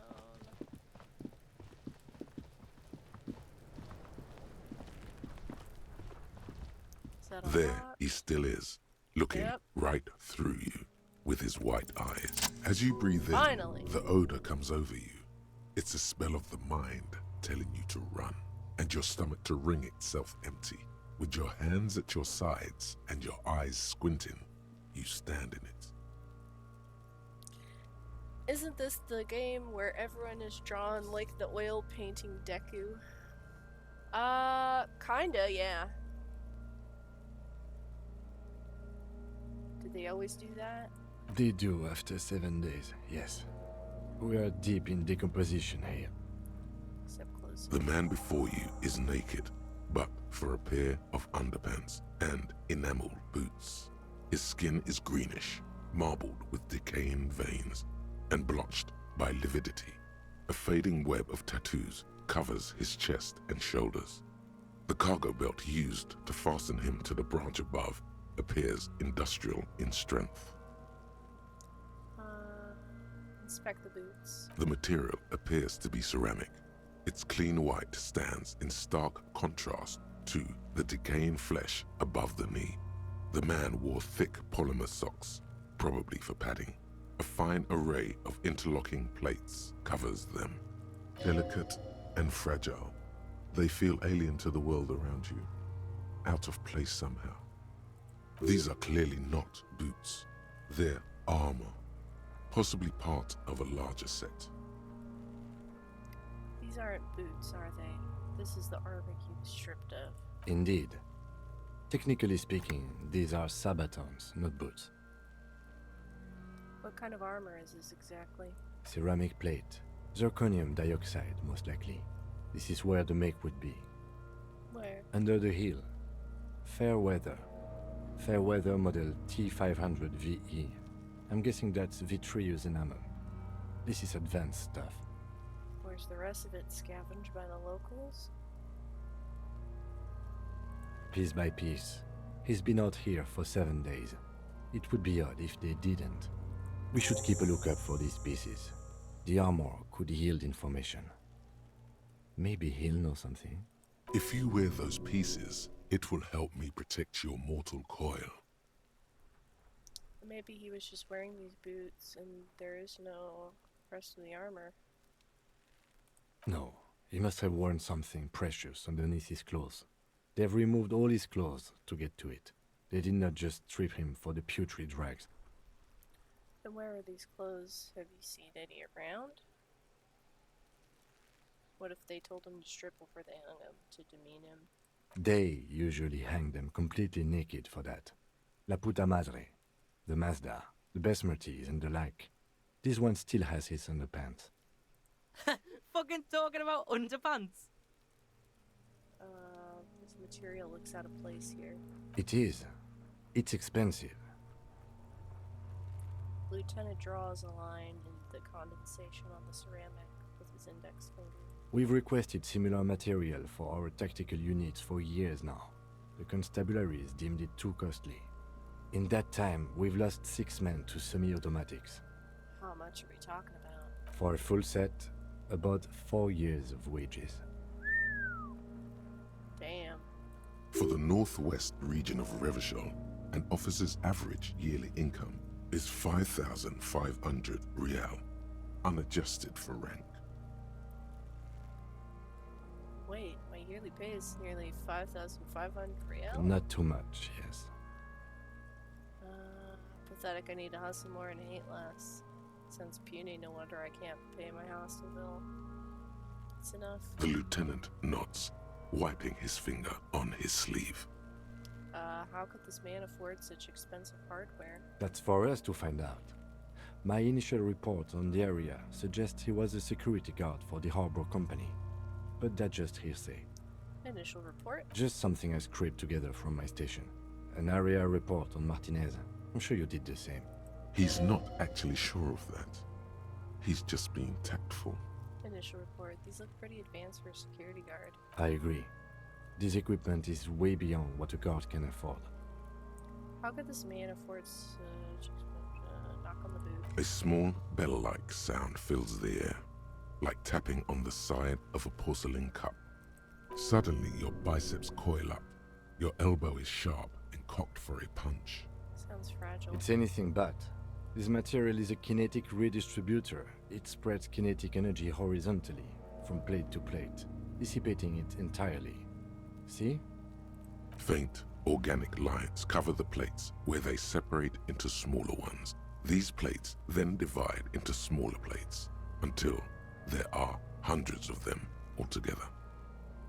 Like the scales of some ancient white monster, cracked and pearly. Pull the boot off. This feels dangerous. Are you sure? Grab the boot under your arm. The stench fills your nostrils. As you push downward, an ominous creaking sound comes from above. Stop!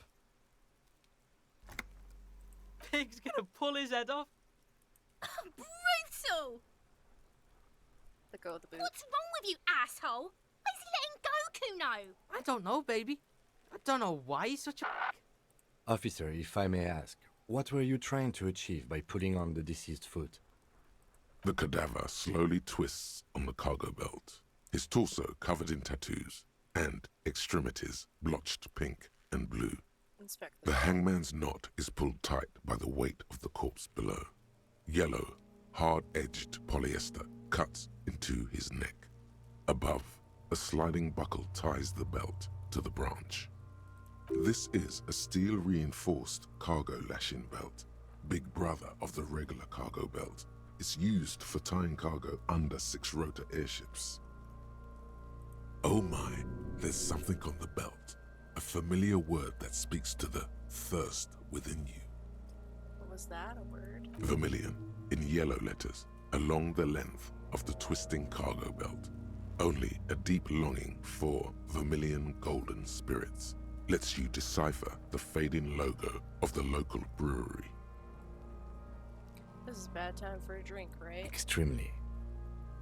Ask me how I know, but this is a lashing belt used for airlifting cargo. Airlifting?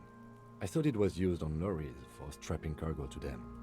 Apparently this is the reinforced kind for air transport. My brain tells me so. Then again, what do I know? I don't even know what an airship is. The local harbor uses 6 rotors to shuffle containers around. I get the sense they use whatever was on hand, without paying much attention to not incriminating themselves.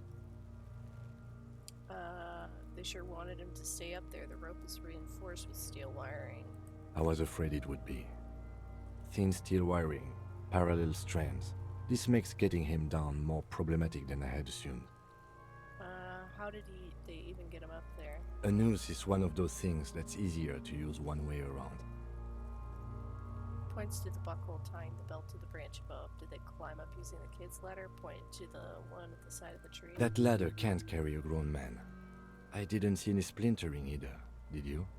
I think they lassoed the branch, then pulled on the belt to close the buckle. He makes a pulling motion. We're assuming dock workers from the harbor did it? I'm still approaching this as a lynching, yes. Motivated by the ongoing strike. You? Makes sense, believably mundane. I feel like it was something else. Don't ask me. I'm just lumbering from one moment to the next. 70% of the cases I get are just filling in the blanks on the initial report. He covers This belt his worries nose.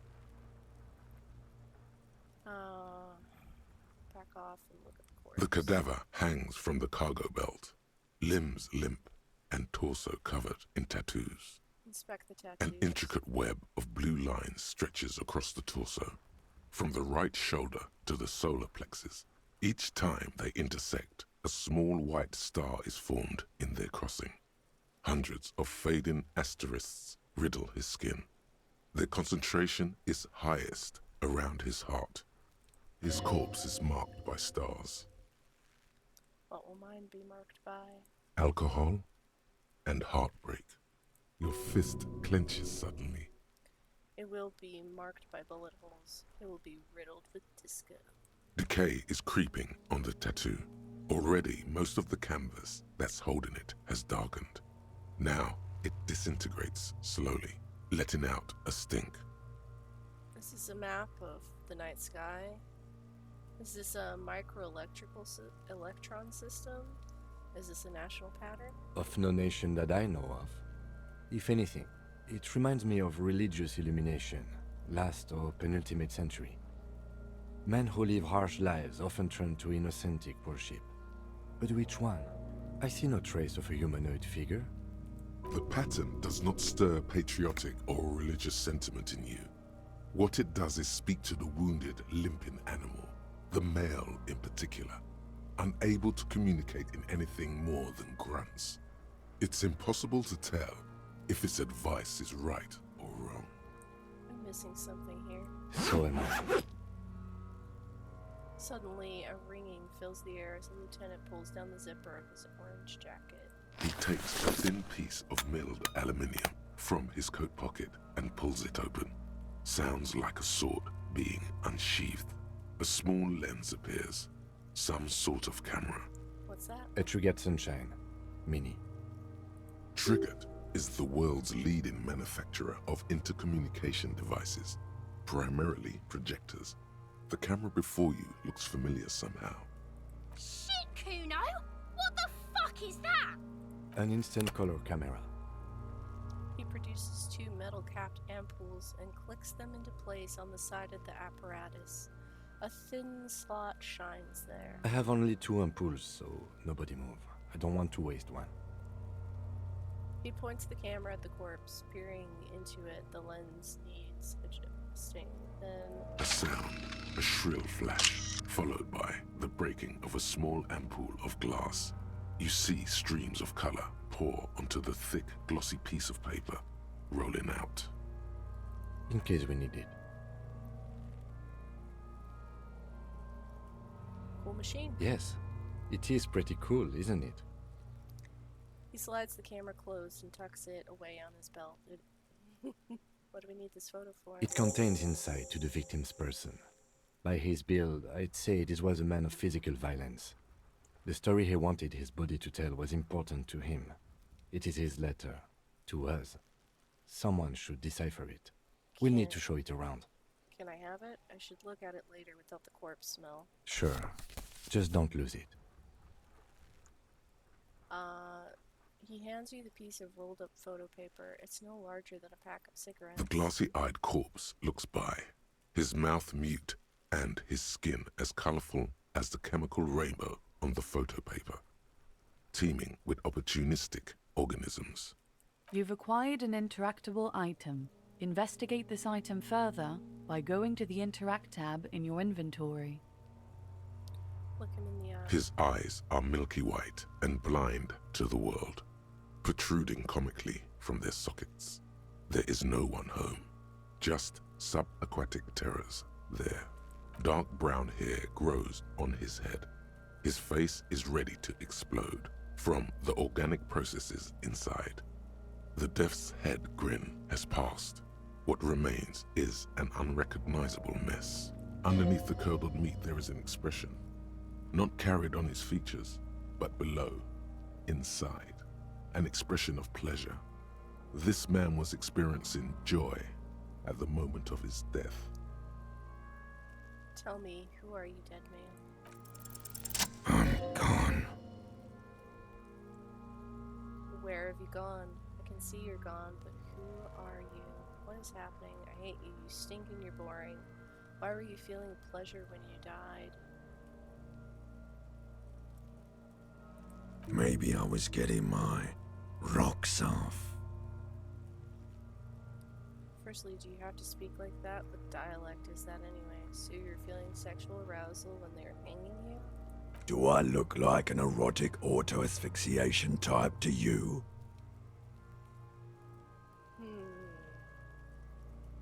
No. Captain Coppadromo, I fear we are drifting away, fixating on sexuality again. Let's go with a simpler question. Where have you gone? I can see you're gone, but who are you? I'm a joke. Look at me. You are now, but who are you when you were alive? There's nothing funny about you. There is nothing funny about jokes either. Who were you when you were alive? A killer.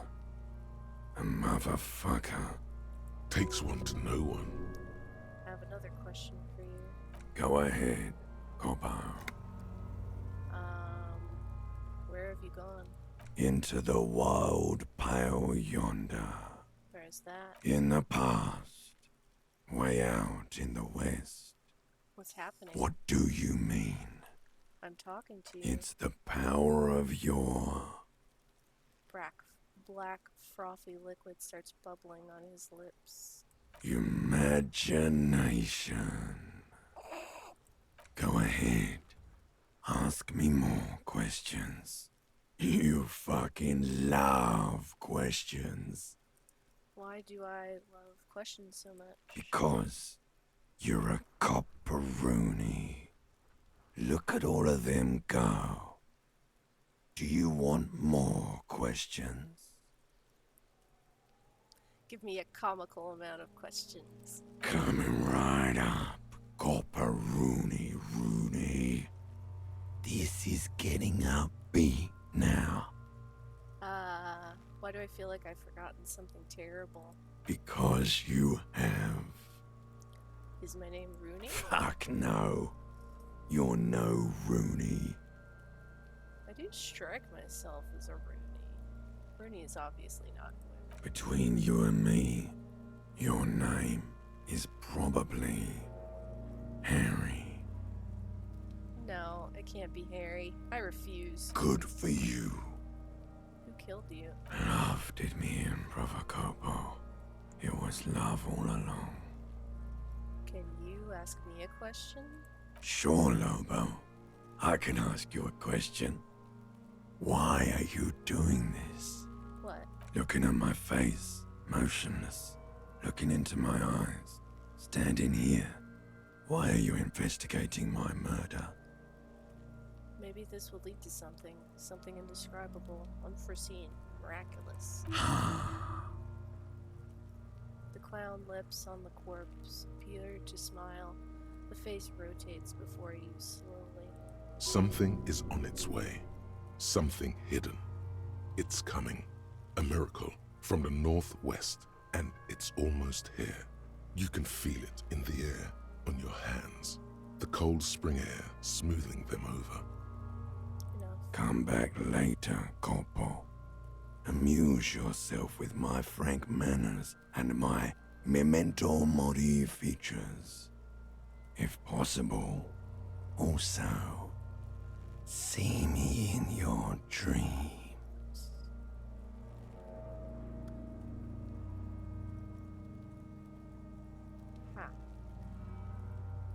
So Are you sure we finished the preliminary examination of the cadaver? We might miss some of these things once he's done.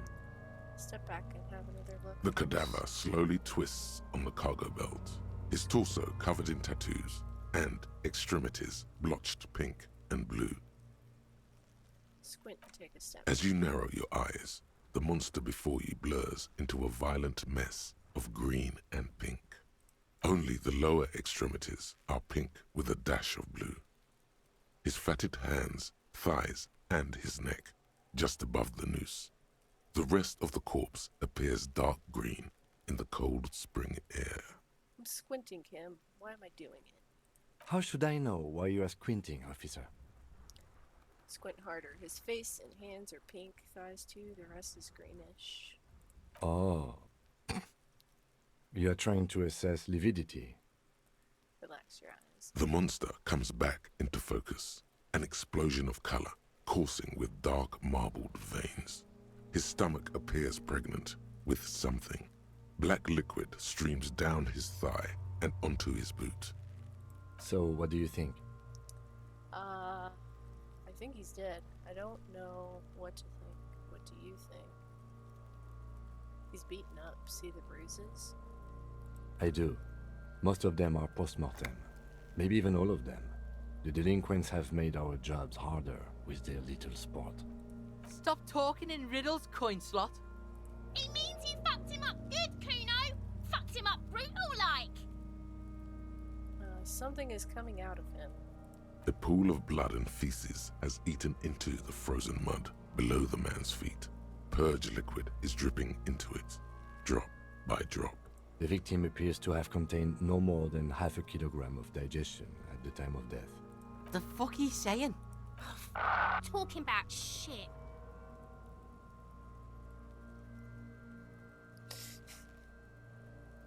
Turn around and yell. Malicious laughter erupts in the yard.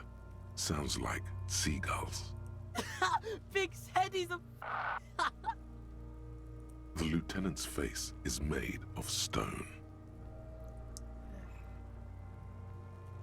I don't know what to think. What do you I think he was upright immediately after death. Blood has gathered in his hands and feet, and his neck. He points up to his fat chin. The noose acted like a tourniquet, keeping the blood in his head. The hypostasis here is in tune with the hanging. That's what I think. Could it be he was moved after death? There's always a chance. We should check for ligament marks on his neck to see if they're in tune with the belt. We'll have to get him down first. I think he's dead. I agree. Totally dead. This buster's not coming back. Dead. What is dead, anyway? He's... He points to the corpse. Back off. But there is no breath to catch. Only the cadaver filling the air and your nostrils. Of course. You have questions, don't you? I hate you. The power of your imagination is at your service.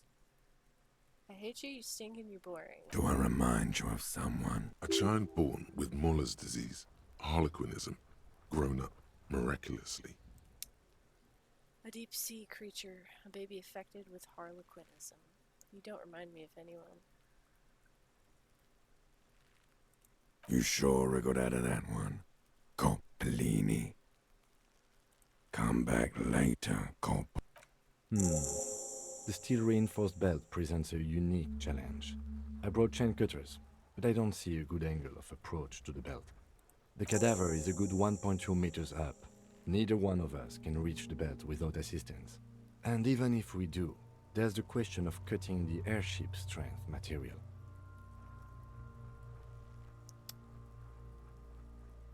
Can't someone else do it? We could saw the branch. Climb up there and saw the branch? Yeah, There has to be a less risky way, with less falling down of trees. I'm out of ideas. Let's have another look at him. Wonder if we can ask the kids. I am going to do a save really quickly. Okay, let's give this a try. Fuck does Kuno care? I want to discuss the body with you again. The fuck about it? Where's the rest of his armor? Kuno doesn't give a shit about the armor. How come? Kuno's fucking's got one big thing wrong with him. He's a fucking mutant. Look at him. Fucking growth hormone shit. He's a giant. The armor's too big for any man. Kuno doesn't give a shit about that freak armor. Kuno threw that shit away. Oh, come on. He's just pretending that he doesn't care because he's too small for the armor. What do you mean you threw it away? Kuno tried to get the helmet on. It was too big. He performs a kick on an imaginary helmet. Kuno kicked that shit in the sea, rugby style. That shit means nothing to Kuno. He threw it in the sea? Yeah, that shit means nothing to Kuno. Kuno doesn't give a shit about material shit. Kuno's a fucking monk. You wanna fuck on someone about that armor? Go fuck the mustached union fuck. The jolly troubadour shit at the gate. What do you mean troubadour? Yeah, cock and boot. You know that jolly union cow fucker? Came around talking about cows or some shit. Came around pretending like he cares about cows. So yeah, he's the one you want to talk to. He's fucking crazy about that armor shit. Coming here pretending like he likes cows. Trying to catch a peep at Kuno's armor. Go to the gate. Ask him yourself. Yes, this troubadour has it. You can feel it. Have you seen anyone suspicious around? Just a couple of pigs sniffing. Yeah, you tell the faggoty Kuno. Did you Fuck are you talking about? What is this contusion shit? He grabs his head like it's suddenly hurting. He says you're stupid, Kuno. They want to make you stupid again. Contusion is a bruise. I'm talking about the marks your stones left on the Oh, corpse. did Kuno make your shit sniffing harder? Obstruction of shit sniffing? This is Kuno's kingdom. Kuno fucking rules here. You hear the lieutenant hum. You're testing Kuno's Get lost! Figure out what's wrong with the kid.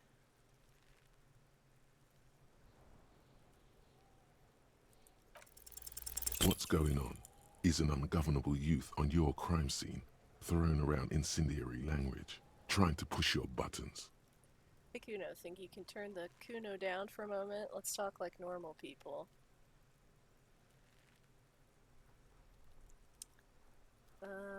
Must have seen all kinds of things, throwing stones. Trying to fuck at the Kuno! Trying to fuck at me! Trying to fuck! Kuno only gets higher! It's faster, faster, faster! Can't take the Kuno! Kuno gonna fuck you up! Up! Normal is not what we got here. You've got to work with what you have. Kuno doesn't fucking... Blip. I fucking hate these kids. I'll die before I squeal, pig. Listen, child, that corpse made me puke twice. I was wondering why you don't. Stay away from me, pig! You don't want to see what happens when you corner me. I'll die before I squeal, pig. You there behind the You don't want to fuck with me. I got my hands bloody. I'm not here, pig. You can still see the top of her. I'll die before I squeal. What's this kid shit? Fucking mind games. Get the fuck out of here, face!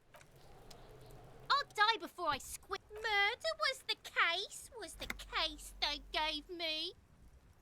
She's almost vanished behind the fence. Only the top of her hat remains. I'll die before I Blah. Okay, let's see. How the hell do we get the body down? The man before you is... Yes, we do. Can't someone else? Someone else? You mean like the police?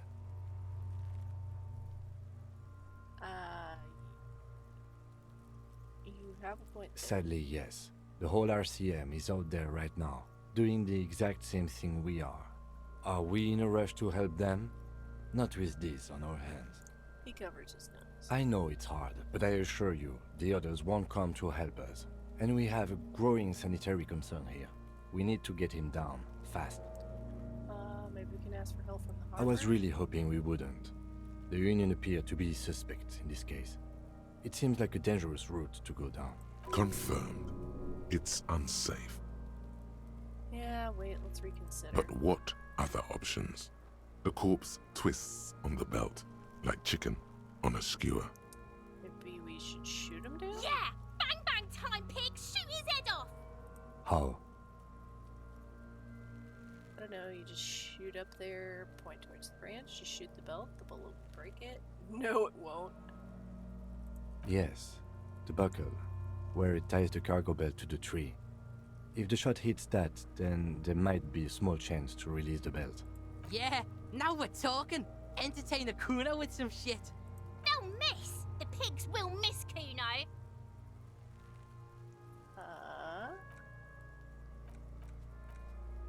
Say, oh, let me, wait, let me try. The lieutenant's brow is furrowed. He appears too deep in concentration to even notice what you said. Take the shot, Lieutenant. What's the worst thing that could I'll happen? blow his head off. Take it! Take the shot! Yeah, take the shot. Kuno Silence. With his elbow sharp, the lieutenant unzips his jacket and produces a lightweight firearm. He drops a paper cartridge in the barrel, separates the scouring stick, and gives the cartridge 5 tucks. That's a Kiel A9090 Armistice, mass-produced muzzleloader, ascetic, frugal, one of the most common firearms in the world. He then steps back and assumes the fellow's death's position, taking aim. The corner of his eye twitches. His finger is on the trigger. Easy does it, partner. He's gonna fucking miss! The kid's voice is drowned in a shrill blast that echoes off the walls of the surrounding tenements. A cloud of smoke slowly parts in the air as the lieutenant steps back and says to himself, God damn it. He feels bad about his eyes mostly, just having bad eyesight, probably from a young age. Whatever you do, do not console him. Fucking idiot! Mookabat asshole! Kuno could have hit it easy, but then Kuno's not fucking handicapped, is he? It's okay, man. Kuno's sorry too. Kuno feels sorry for the Beano Clad. The lieutenant doesn't say a word, just looks at the gun in his hand. Try again, maybe? No, we are lucky as it is. We didn't break anything, and the victim remains uncompromised. Any more mistakes could put us in an unfortunate position with the locals. We have eyes on us. I didn't do us any favors with that. I have to say, it's beginning to look unlikely we can get him down without assistance. Can I have the gun? I should try. It's bad as it is. Us shooting firearms like punks. Go ahead. I'm not stopping you. Just don't lose it. They only have one gun! This is the sorriest pair of pigs Kuno's ever seen. Yeah, take it, you fucking banana boyka! Take it and shoot yourself in the mouth! Feel the weight The cold piece of bakelite and gunmetal is surprisingly light. Your fingers fit right through the guard, instinctively resting on the trigger. The fuck are you waiting for, Kuno? Tell him to shoot himself in the mouth! Kuno is silent. Aggression gathers in the air. The trigger feels delicate and ready to break under your finger. Point the gun at the belt. The buckle comes into focus in your sights. You stand with your feet planted firmly in the ground and your left hand supporting your gun arm. Why don't you just shoot yourself in your mouth? At least you won't miss.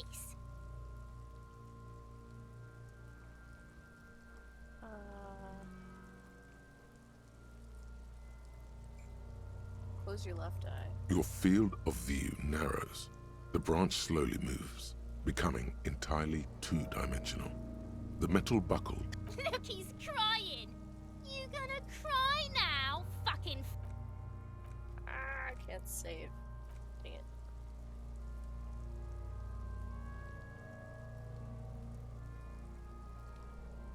Okay. Hand-eye coordination.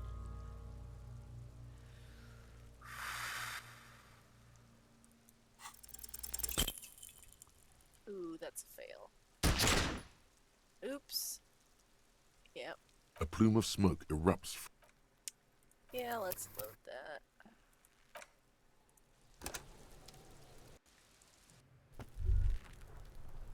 We'll skim through. There they both are.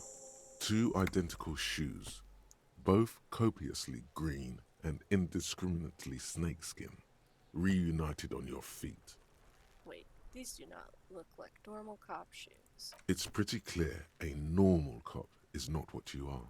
Good, they're balanced, comfy. Okay. We already had our shoes. Why is this the point? The man before you is naked. Yes, we do. Yeah! How? Shoot the belt. Yes. Yeah! They'll miss! The pigs will miss, Kuno! Silence, and produces a lightweight firearm. He drops a paper cartridge in the barrel, separates the scouring stick, and gives the cartridge 5 tucks. That's a... He then steps back and assumes the fellow's desk position. He's gonna fucking... The kid's voice is drowned in a shrill blast that echoes... God damn it. He feels bad. Kuno could have hit it easy, but then Kuno's not fucking I have to say, it's beginning to look... It's bad as it is. Go ahead. I'm not... They only have one gun! This is the sorriest pair of pigs. Yeah, take it, you fucking banana boy. The cold... The fuck are you waiting in... Kuno is silent. The buckle comes in. Why don't you just shoot yourself in your mouth? At least you won't miss. Damn it.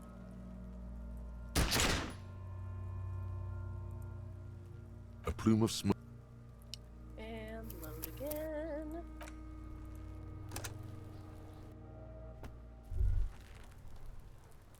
There they both are. Two identical shoes. Both good. The man before you is... Yes, we do. Yeah! How? It absolute... Yeah, now what? They'll miss! The pigs will miss, Kuno! The lieutenant's brow is furrowed. He silence and produces a lightweight firearm. He drops a paper cartridge in the barrel, separates the scouring stick, and gives the cartridge 5 tucks. That's it. He then steps back and assumes the fellow's desk position, taking aim. He's gonna fucking miss! The kid's voice is drowned in a shrill blast that... God damn it. He feels bad. Kuno could have hit it easy, but then Kuno... I have to say, it's bad as it... Go ahead. This is the sod... Yeah, take it, you fucking banana poika! Take it and shoot yourself in the mouth! The buckle comes into focus in your sights. You stand with your feet planted firm. Why don't you just shoot yourself in your mouth? At least you won't miss. Or what? You gonna fuck me? You wanna fuck me, pig? Is that what this is about?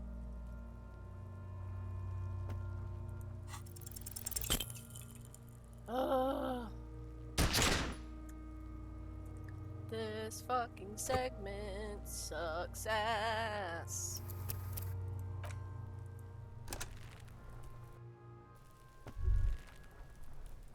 There they both are. It's pretty clear, a normal, good, they're... Some karaoke, where's the rest of the armor? Body down, victim's tattoos. Okay, I leveled up, so let's do some hand-eye coordination.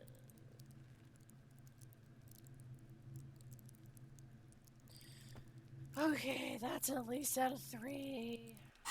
Maybe that'll help. The man before you is naked. Yes, we do. Yeah! How? Yes. Yeah! They'll miss! The pigs will... Silent and produces a lightweight firearm.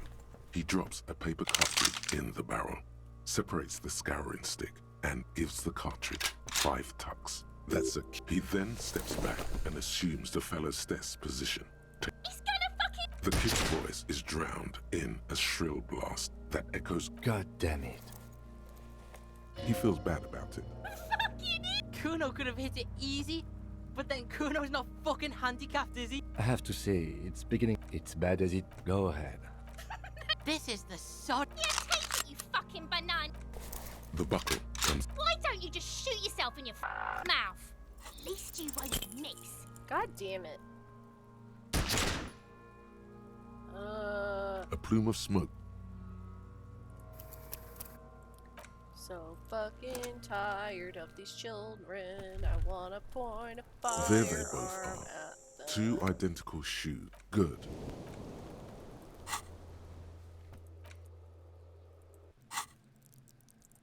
Hand-eye coordination.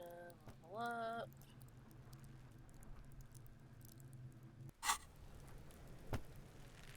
The man before you. Yes, we do. Yeah! How? Yes. Yeah! They'll miss! The pigs will miss, Kuno! Silent and produces a lightweight firearm. He drops a paper cartridge in the barrel, separates the scouring stick, and gives the cartridge 5 tucks. That's a key. He then steps back and assumes the fellow's desk position. He's gonna fuck... The kid's voice is drowned in a shrill blast that echoes. God damn it. He feels bad.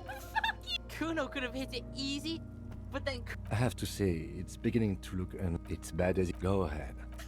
This is the... Yeah, take it, you fucking The buckle. Why don't don't you just shoot yourself in your Fucking mouth? do it. Oh my god, is this like predetermined? Alright, plume of smoke. you know what? I think we're gonna stop for today because we have our movie night in movie night in 2 hours.